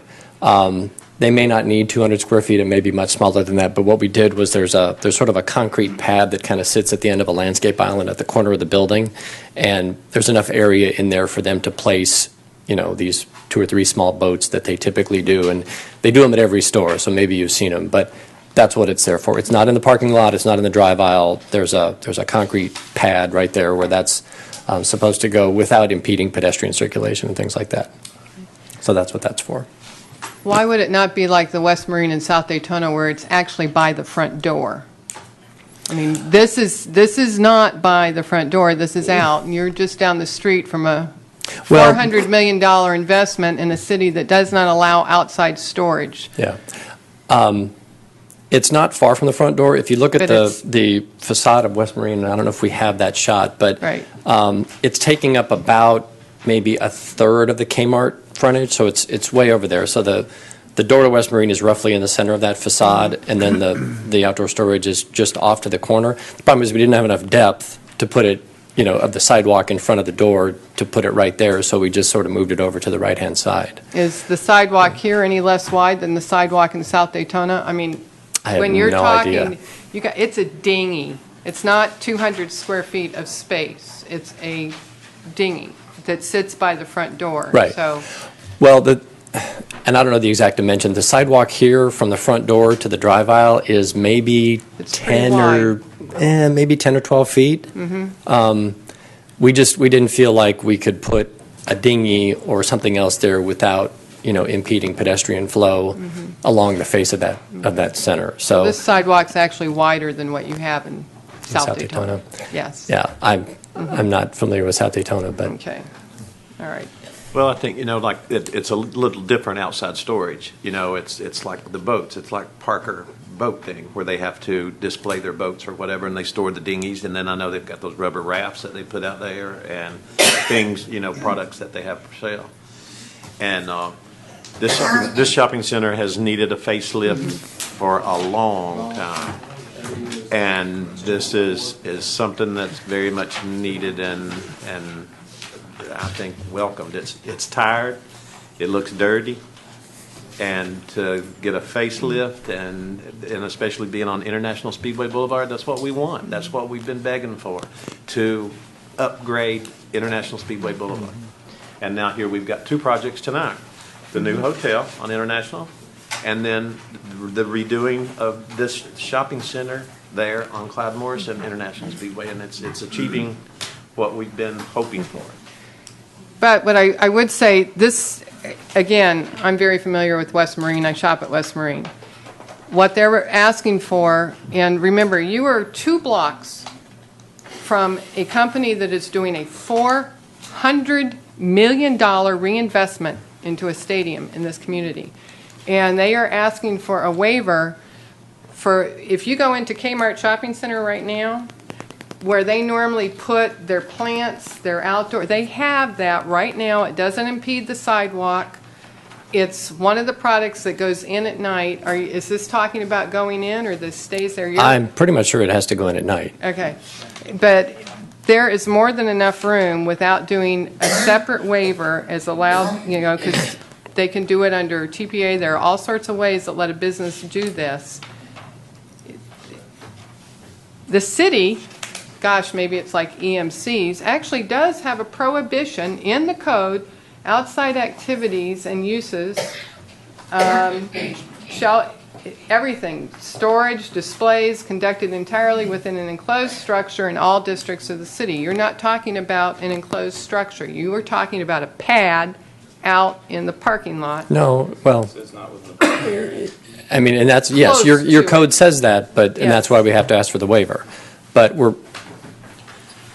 and I guess what I would offer, we put it there only because we're not exactly sure what West Marine wants out there. I mean, they've told us that it might be a dinghy and a kayak. You know, usually they'll stack them on top of each other or something like that. It's not 10 or 12 boats or anything like that. It's just simply, so, but if it's if it's more palatable to suggest that that display happen closer to their front door, they probably would be okay with that as long as, as long as pedestrian circulation isn't, still works. I'm just concerned with the precedent that this would set, allowing outside storage that does not fall within the parameters of the very narrow thing that we do have, which is Florida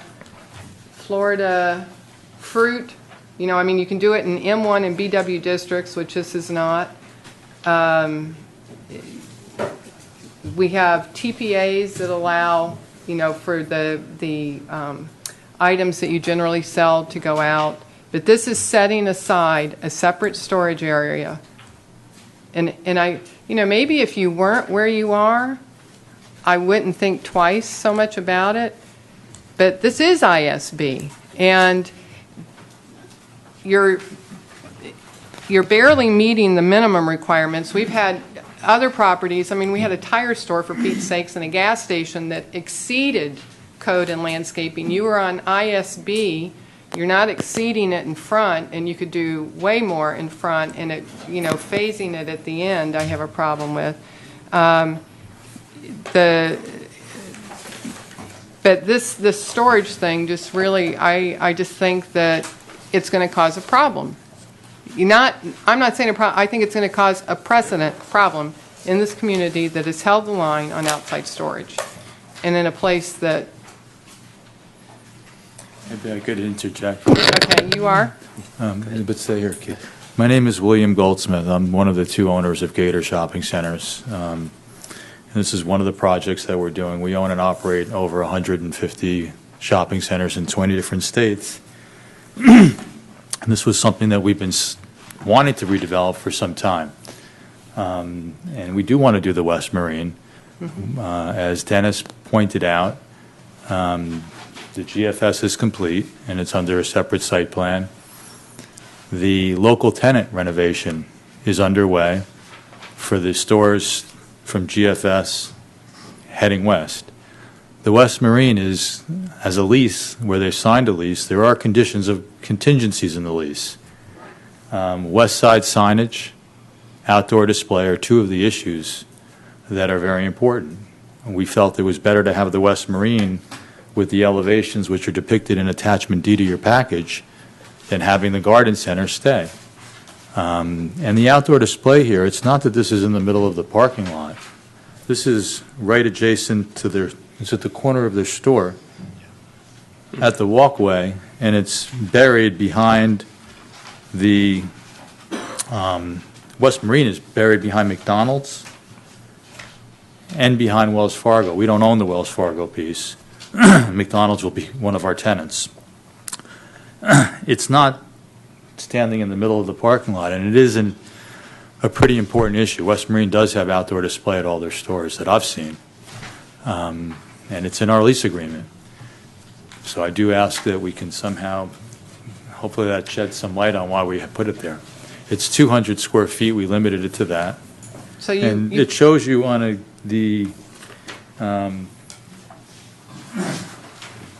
I'm looking at Exhibit B, but really the exhibit that I'm looking at is Attachment A to your package.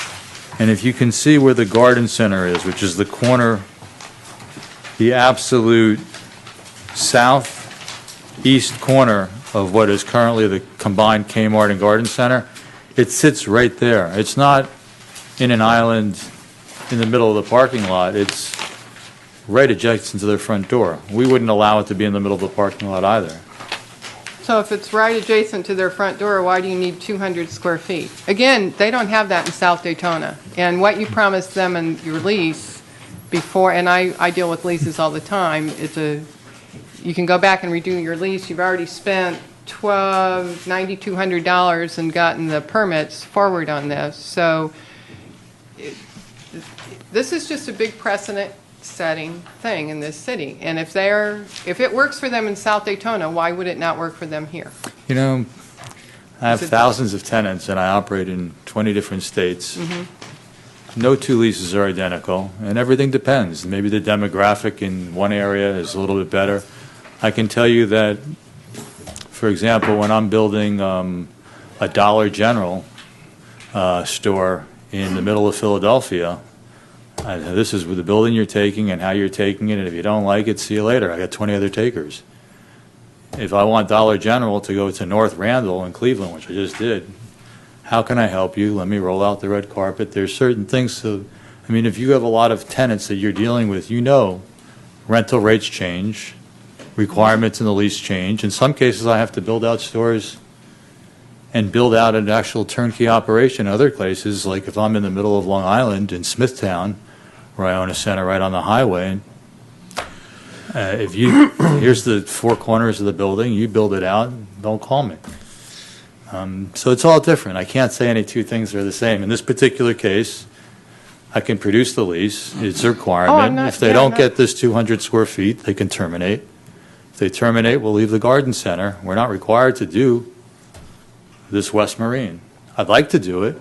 I've never built a West Marine before. It's a big expense, the West Marine improvements that I have to provide.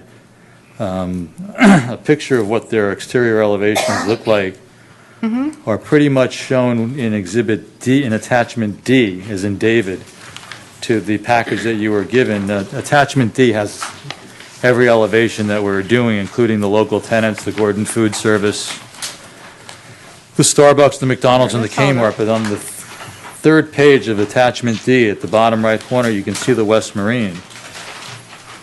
It's a beautiful... I liked it so much, I actually changed the whole color scheme of the shopping center, Dennis will tell you, because I thought their architects did a great job, and I thought that the 200 square feet was de minimis in relationship to the overall changes that we're making for the shopping center. As Dennis pointed out, we have started construction. We've completed construction for the Gordon Food Service. They're open for business. We're under construction for the local tenants at a huge expense, all the pilings that I'm putting in so that I can not have one of these archaic 1970s or 80s canopied walkway look. But I wanted it to be state-of-the-art. I wanted it to be something that you came down International Speedway and you said, wow, this is and you saw Gator's shop, Gator Investments, which is my company that I started 25 years ago, and it's on a great corner. I wanted it to be something, special. We don't have a deal with McDonald's, Starbucks, or West Marine if we don't get approvals. So that's a phase where, as you pointed out very astutely, that we have an obligation to do the landscaping, but we don't have an obligation to change that 20-some-odd, 30-year-old McDonald's or to bring in a state-of-the-art Starbucks. We just think that the combination of all these things will bring in not just permit fees and permanent jobs, but will also bring in higher tax base. And will also bring in the better inline tenants that I need for that space, because the truth is, Hello Dollar is not the type of perfect tenancy that we want, and the other tenant, the cash store, is not really what we're looking for.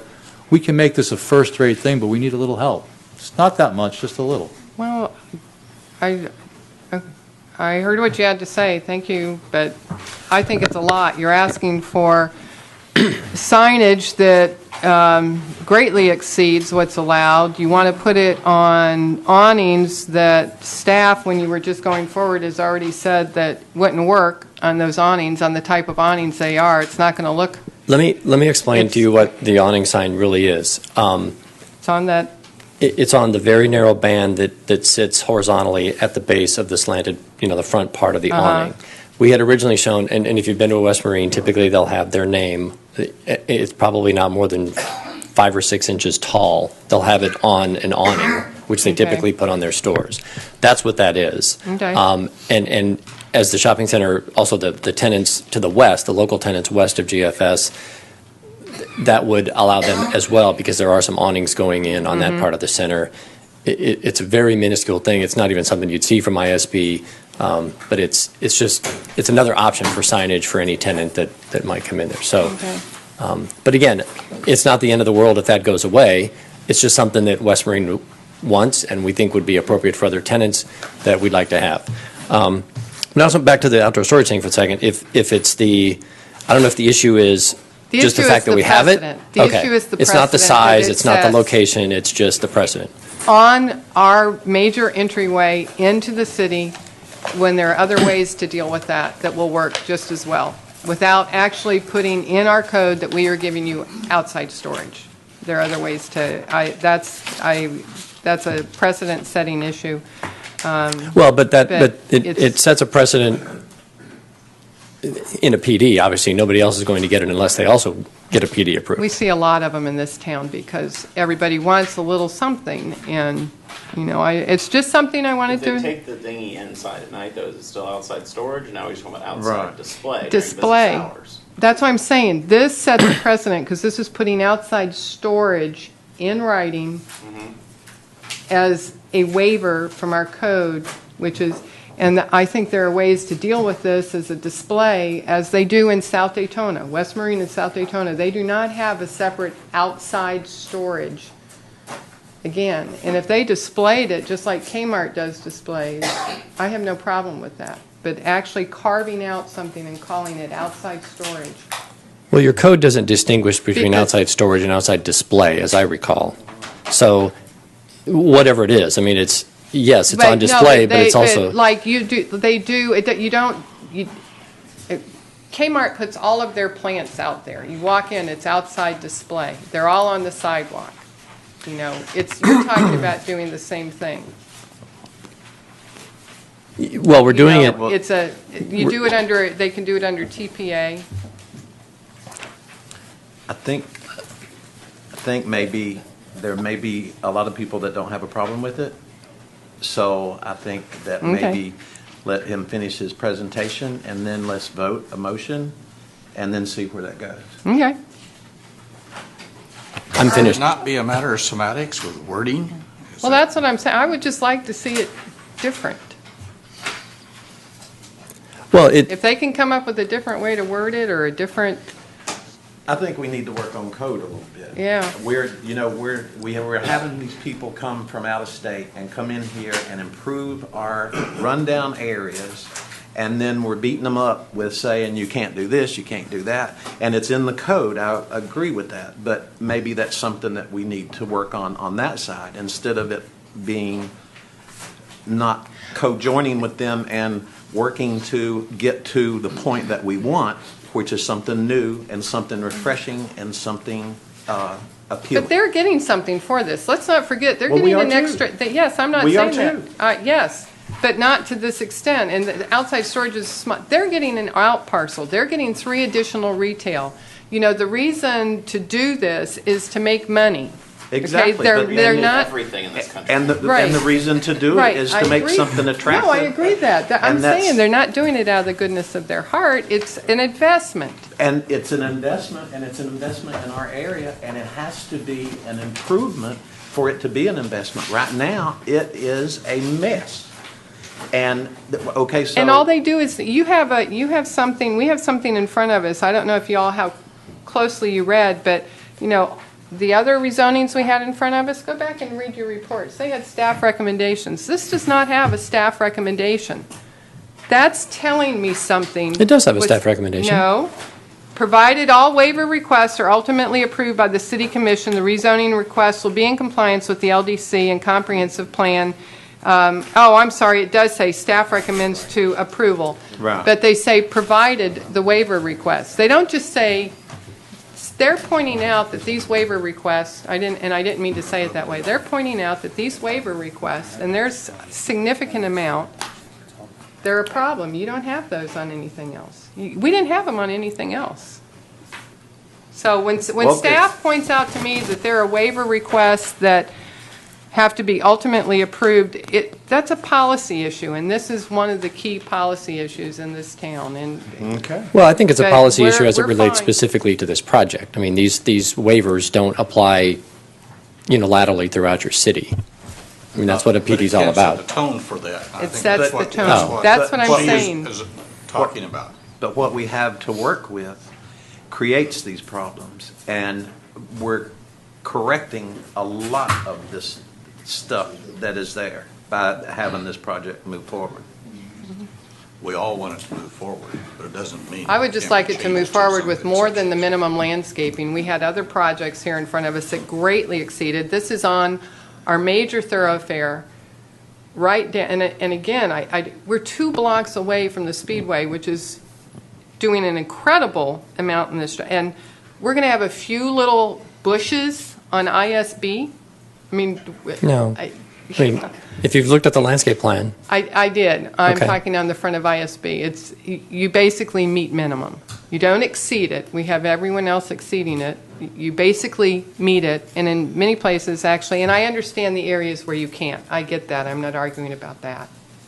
But to have the impact, landscaping has an impact. But Can I say something but, real quick? yeah. I think it's very unfair to beat them up for meeting minimum qualifications. I'm sorry. But if we're going to sort of, it's with. Except they're asking for something. That's why I do understand, it. but when I saw the presentation, I noticed Yeah. there were several situations where it was virtually impossible to come in. Right. And they're a victim, and so it's almost like, well, we're a victim of what's already here. And what can we do?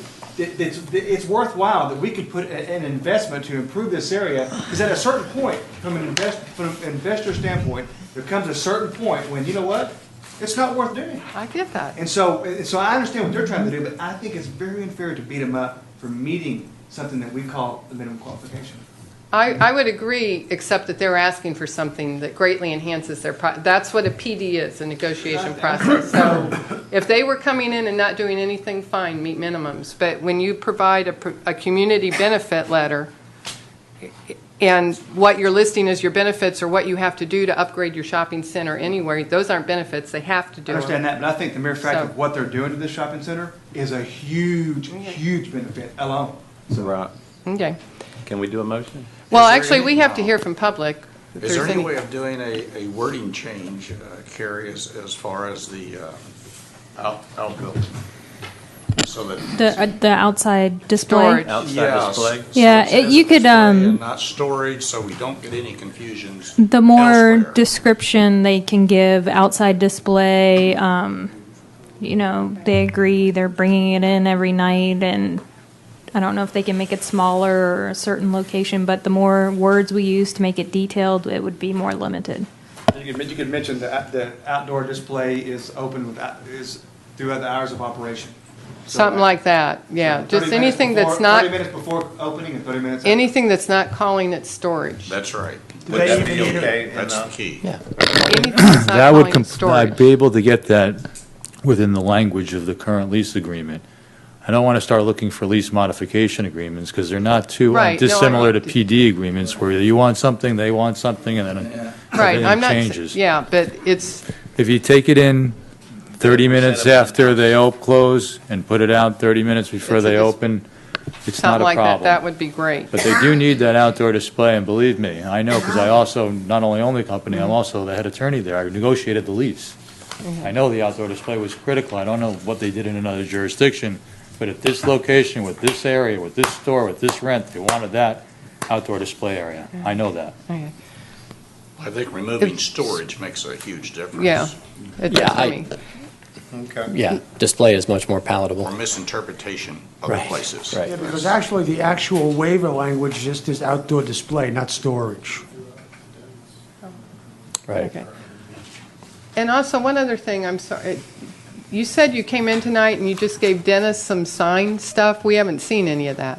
What are you, I mean, No, you're no, no. already asking for No, major we- waivers, so we what are didn't- you asking? We didn't give him anything. There was. What are you doing? On the Starbucks building, Uh-huh. okay, the narrow end of the building faces ISB. On the left side is a long face. The drawing that you have doesn't show, there's a sign on the west side of the building for Starbucks. We had intended to include signage for the two tenants that would be on your page to the left, where those two large banks of windows are. That's the only sort of clarification we were trying to put on the record. So you're adding to this, where you have tenant? No, it's the other, it's the one above that. It's the elevation above that where there is no signage. I'll just show you real quick. This is highlighted here. This is the west elevation. We have Starbucks, but we wanted to also have tenant signs. There. Yeah. I think we're entitled to that as a matter of right, I suppose, huh?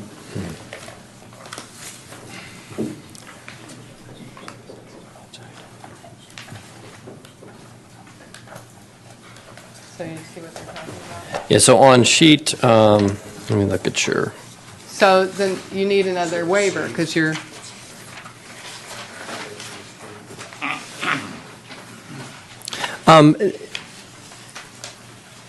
yeah, and I don't know exactly what the waiver would be. It's simply, we've already got, Carrie, the do- signage is in the PD agreement for the Starbucks sign. We just wanted to also except add you're tenant signs. exceeding your amount of signage allowed. And could you, I don't even know about the square footage, but I think signage not facing the street, it would be the waiver, yeah, Right, yeah. which we didn't have. Okay. I don't know about the square footage and the numbers and that. What we really need is the details on that. Yeah, see, all this is in writing in the PD agreement. But if that's the waiver, Rich, that we would need, then that's, I guess, what we're asking for.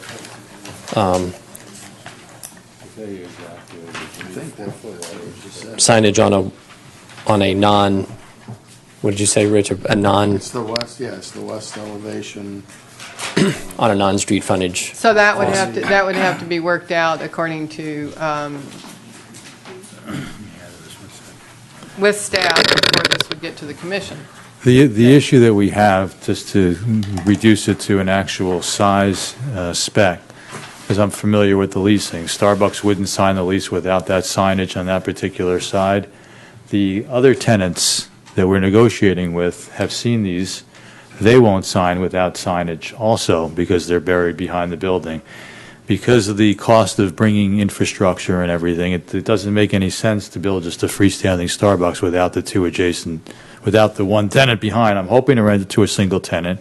But in a worst-case scenario, the elevation that you're looking at, which would be attachment D, page 1, those openings are both on a larger sheet, which I can bring to you, are 20 feet wide. So if you had just a minimum of 3-foot letters or 4-foot letters times 20 or 80, 75 square feet for each one of those two tenants, that's all we would need in order to be able to wrap that up and help our leasing efforts on that space.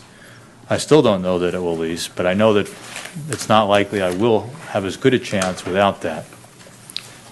And I guess to make it easier, if you look at the east elevation of attachment D, where there are the two words that it says tenant twice. That would be it. We were simply asking for that same signage on the opposite face of the building. So take that proposed east elevation at the bottom of that page and flip it and apply it to the elevation at the top of the page, the west elevation. Okay. Anything else? Somebody wants to speak. Yeah, as I say, let's hear from the public. All right. Then. This gentleman does, yeah. Oh. You need to fill out a green sheet right there. Oh. You can do it after your Yeah, he'll need to fill it out, and I'm sorry, he'll need to fill one out. He did. Oh, he did? Oh, William Goldsmith, okay, thank you. Okay, yes, sir. Alrighty. My name is Evan Futch. I'm at 1065 Peter Road in Daytona Beach. I'm currently a citizen. I've been here for a little while now. You're with Gator Investments, you said? I just shop at this plaza on a regular basis. So the improvements that he's putting in there, I see it on a regular basis. And they are substantial. And I work in the construction industry, and they're not cheap improvements that he's doing. So basically, I feel a little awkward by the storage issue. I understand it being just the language that's needs to be written, but to put so much pressure on them about an area about as big as that side of the building, it seems to me to be a little ridiculous. But I would 100% promote the idea of what he's doing. My only question I hold and a little bit of concern is how far out would Phase 4 be in construction?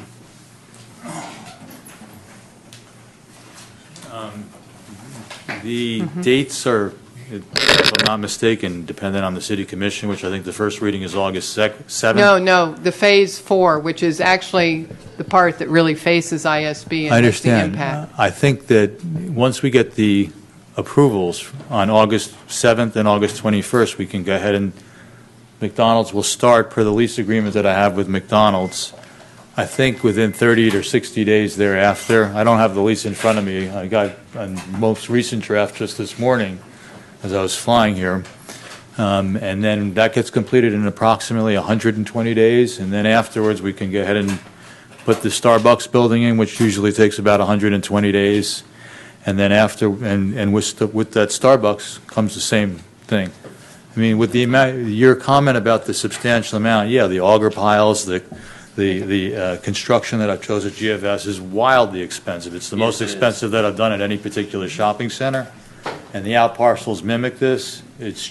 We held off, but we are doing it once and doing it right. And the bottom line is that we want to finish the whole thing because we got to get rent in to start paying for some of these improvements. So you're not talking something 5 or 6 or 7 years down the road then? Lord, You're no. looking, okay. I wouldn't expect that either. That's good. My only concern into that, though, is it being a little bit too rapid.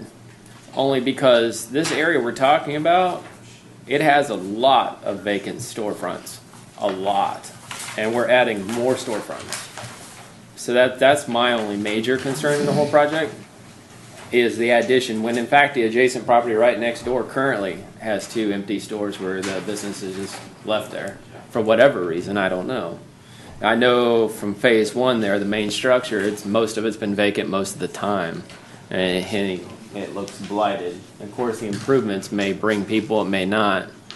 I also understand the fact, too, with signage, it is very important business-wise, especially when most of your business is so far off the road. I mean, you're going to have very little sight with these tall buildings sitting right out in front of phase 1 here. Phase 1 is going to still be very hard to see. So they're going to need as much signage as they can possibly get. And plus, this being a tourist district, going up and down that main fairway, that's a high-speed road. I mean, that little sign they got out front right now, I know where it's at because I go there all the time.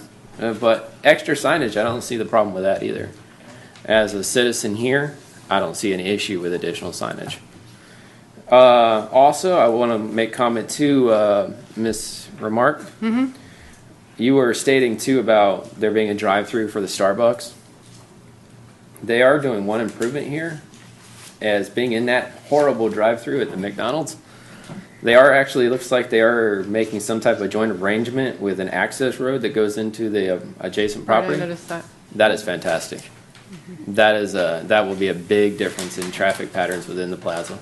Yeah. And my overall comment is, I welcome these improvements as I've seen this ever since the first day I stepped into Daytona. This plaza has been a nightmare. And it's on a horrible corner to be in such a disarray. I mean, we got Halifax Hospital across the street. Beautiful. Mainland High School has just been rebuilt. I do a lot of work at Embry-Riddle. And Embry-Riddle is just phenomenal in their process of construction. This is an eyesore. So any improvement is a good improvement here. That's all I got. Thank you. Okay. Ford. Oh, another member of the public. Okay. You didn't have that. You didn't have this number down, so I didn't. And then she'll pass it up there to call me. You didn't have this number down. But I just requested some information, and it caused a problem. There's a new Oriental restaurant, Japanese, Chinese, that I go to, and there's a problem getting in and out because of McDonald's. Because of McDonald's. They're so busy, you cannot get through there because people double park, back out, go the wrong way. It is extremely busy, all right? I also use the bank, the Wells Fargo Bank. I come in the back way. I come in off of Clyde Morris, go through Kmart, drive down.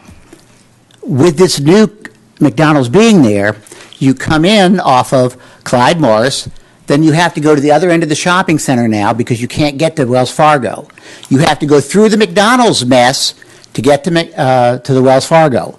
It's going to be a cluster of mess once that McDonald's goes there. I'm asking if there's any way that you can get to the bank without having to go through that mess. They are so busy, they are always backed up. Whether you go in the morning, you go in the afternoon, you go in the evening, those lines through their drive-in goes perpetually. So I'm asking you to take a look at that and see if there's some way that you get to the bank without having to go through the McDonald's. Secondly, with regarding the boat, is there any way that you could put it there permanently? Because we, as a city, have no artwork anywhere, all right? The county does, but I see this boat as artwork. When my family used to travel from Miami to New York, Miami to Boston, if you saw an anchor in front of a building, generally it was a restaurant and it was a seafood restaurant. You could recognize it immediately. If you go anywhere in any large city, they will have artwork out in public places. Everything here is a square building, and we're concentrating, I like landscaping, but we concentrate on landscaping, we concentrate on the building, but never the artwork. I see that boat as an artwork. When somebody comes by that building and sees a boat, they're going to automatically think of a marina. So if there's any way of taking that 200 square foot, putting a pedestal of some kind, and putting that boat at an anchor, that it then becomes a piece of artwork as well as telling what's in that building. Lastly, ISB. Again, as the gentleman said, you've got Mainland, which is a very, very attractive high school. You've got Embry-Riddle with some buildings in there that are extremely dynamic. The hospital just went in with a complete overhaul, and they're adding more. This one corner is going to be the weak link. You have to upgrade the landscaping. So when you're coming down, it'll be a beautiful building, but if the landscaping on ISB does not match everything else, it will pull the area down. So I'm asking you, as Tracy said, if they can work on the landscaping on A1A, even the quality of palms would do it. 92, I'm sorry. This is an A1A. 92, ISB. It's being near Dennis. But it's terribly important because everything else around it is changing, and we're bumping it up a knot. I'm sure that the NASCAR is going to be fantastic in terms of landscaping.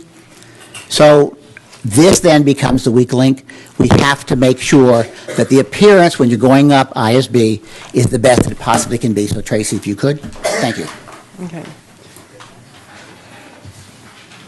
Any other public? Actually, You've got one more. I have another public. I can't say this last name from McDonald's. Giarusso, Mr. Giarusso from McDonald's. Okay. Which, by the way, the McDonald's looks great. Love the Thank you. McDonald's. Thank you. For the record, Jim Giarusso, I'm the area construction manager for McDonald's. We'll be building this store hopefully beginning of September. I just wanted to run through a couple of things real quickly with the board and clarify a couple of items. As far as waivers are concerned with the McDonald's, as if it were a freestanding structure and building or site, we're not asking for any waivers. So we do comply with the landscape requirements. We do comply with the code's signage. I do have a problem, though, with the restriction on the monument sign. As part of our original negotiations and as included in staff's report, we were under the impression that we were going to put our 20-foot pylon sign back. So that's an issue. I don't think so. Right in staff's report. And this is something that's been on our plans and discussed from day one with the landlord, with the city, during our submittals. We've submitted building elevations and designs. We've complied with the wall signage restrictions that we had to live with. We've complied with the facade changes other than the one where the Do you see drive-through something in the side is. report that says they're putting the pylon sign back? Page 7.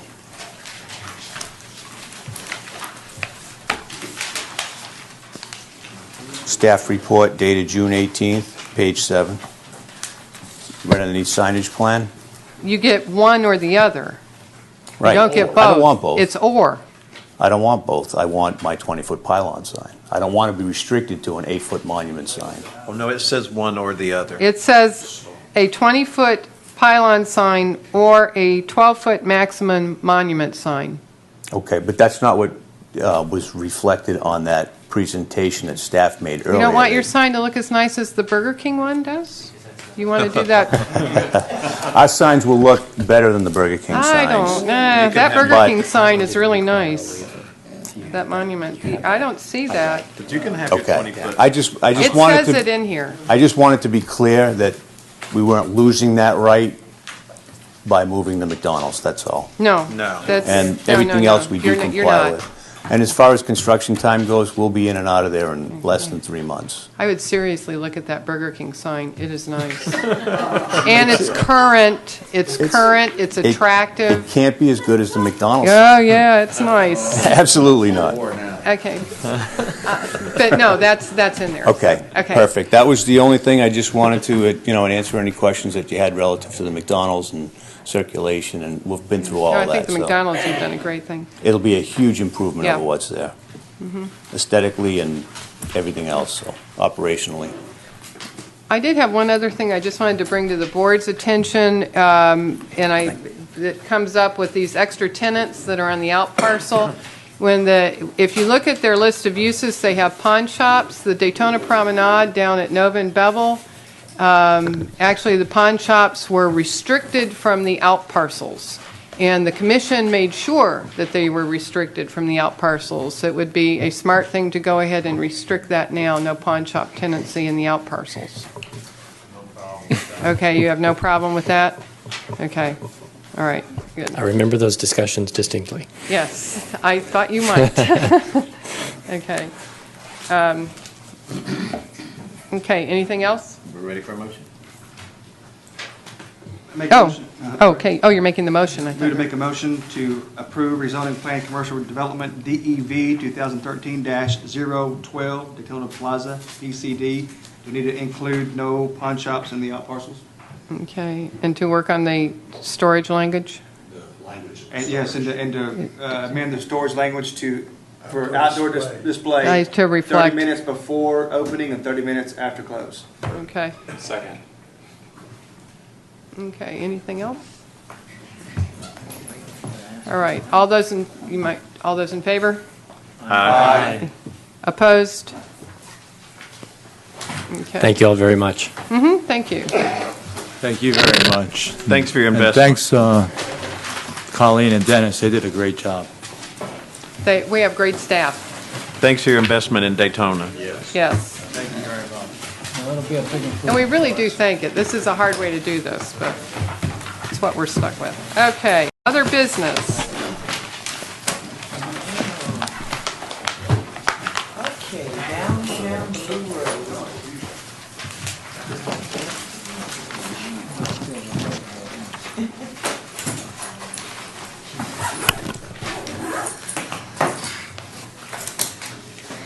Okay, the Downtown Blue Road Redevelopment Board did not meet for its regularly scheduled meeting. Instead, we had a joint workshop of the Redevelopment Board with the Downtown Development Authority. That meeting was held June 17th at 4 p.m. here at City Hall in Room 116. The meeting, as I said, started promptly at 4 o'clock.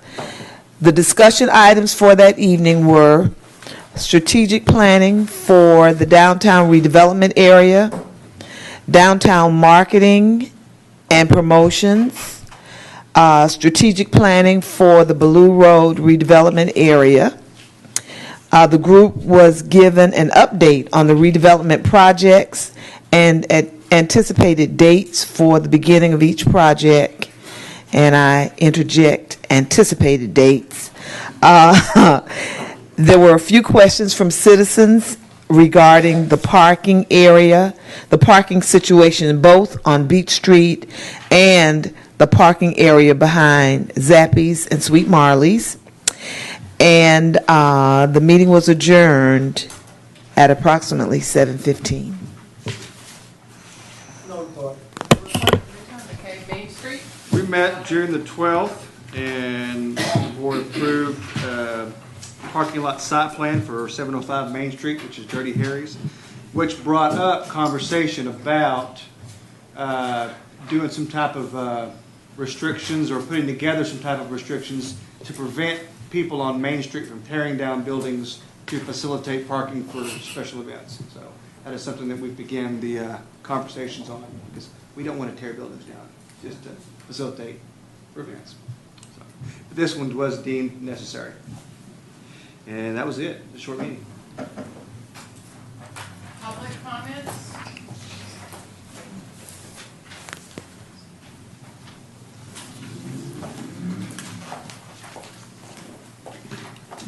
John Nicholson, 413 North Grandview Avenue. There are about 9 projects going in on the beach side. As you notice, Sunoco just went through, and we got what we never thought we could get: large trees.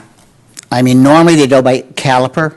It's 3-inch, which is about yay big, tiny. I don't know if you've been to the Ocean Center parking lot or to the Wells Fargo on Seabreeze, but after 10 years, they've gained 3 inches, all right, and they're the same width. So it would probably take 1,000 years or so to get back to a substantial tree. What they're doing here is they went the extra mile. These trees do exist. It costs a little bit more, but in essence, it really does not cost that much more. I'm guessing that those 5 trees would cost $1,500 more, but it makes a huge difference on the landscaping.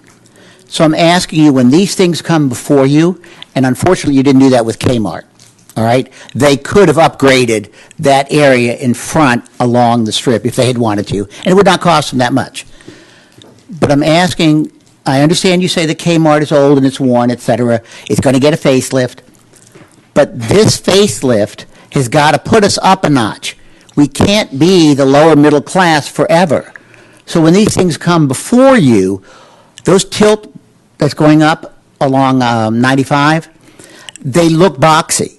There are ways to make them look upper middle class, a little bit more style. I'm asking you to concentrate when you look at these things to put Daytona Beach up a notch. Ormond Beach, maybe a little bit higher. Thank you. Staff comments?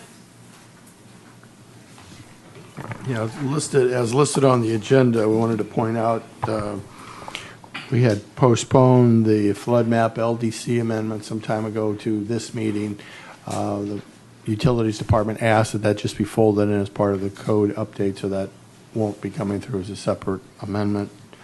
You have in your folder the current set of bylaws. We didn't anticipate having time to get into those this evening, but we would like for you all to take a look at those. There are clearly some things in there that are obsolete and need to be changed, and we'll schedule that for a time that's appropriate on a future agenda. But certainly if you have any thoughts or comments on anything, after you look through it, you want to let us know in advance, we could include it in that package when we bring that forward. And lastly, I think we're proposing to have the LDC testing meeting that was canceled last week. We weren't ready for Monday, July 8th at 4:30. I don't know how that works with people's schedule. We want to try to move that forward so we can get all the comments to Clarion. We think we'll be finished with the report that we can get out to you in advance of that meeting. And that wasn't going to happen for the one before, which is why we canceled it. So if we can get that together as we're anticipating. We did check today on the room. It is available. We would do it downstairs in the big conference room, 149B. If that works, we'll, with your schedule, we'll notify the other subcommittee members and proceed with that schedule. But I did want to bring it up before we... What time was that? 4:30 was the earliest I think we could get everybody there, and so we'll stick with that. Okay, anything else? It's a good one. Okay. Yep. Great. Okay. We'll proceed with that. Thank you. That's it with me. That's good. I'll get there late, but we'll get there late. That's all right. Board members, Mr. Barhu, you want to start with you? Any comments? No comments. Okay. I have none either. Last time you guys cringed when I did it, so I want to do it. but this was an experience. This day. I think I made everyone cringe tonight, so Wow. we're even. My last meeting will be in July. I can no longer attend 2 meetings per month.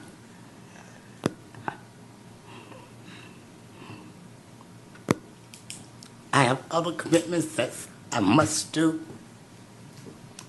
I will bring you a resignation in July, but I will be here in July. We will Thank you. certainly miss you, Thank you, Ms. Benjamin. and maybe you can reconsider. Quit that other meeting. The other meeting is the Midtown Liaison Board. It you can't do, that's, Yeah. so if you're volunteering. I can maybe find somebody. We will.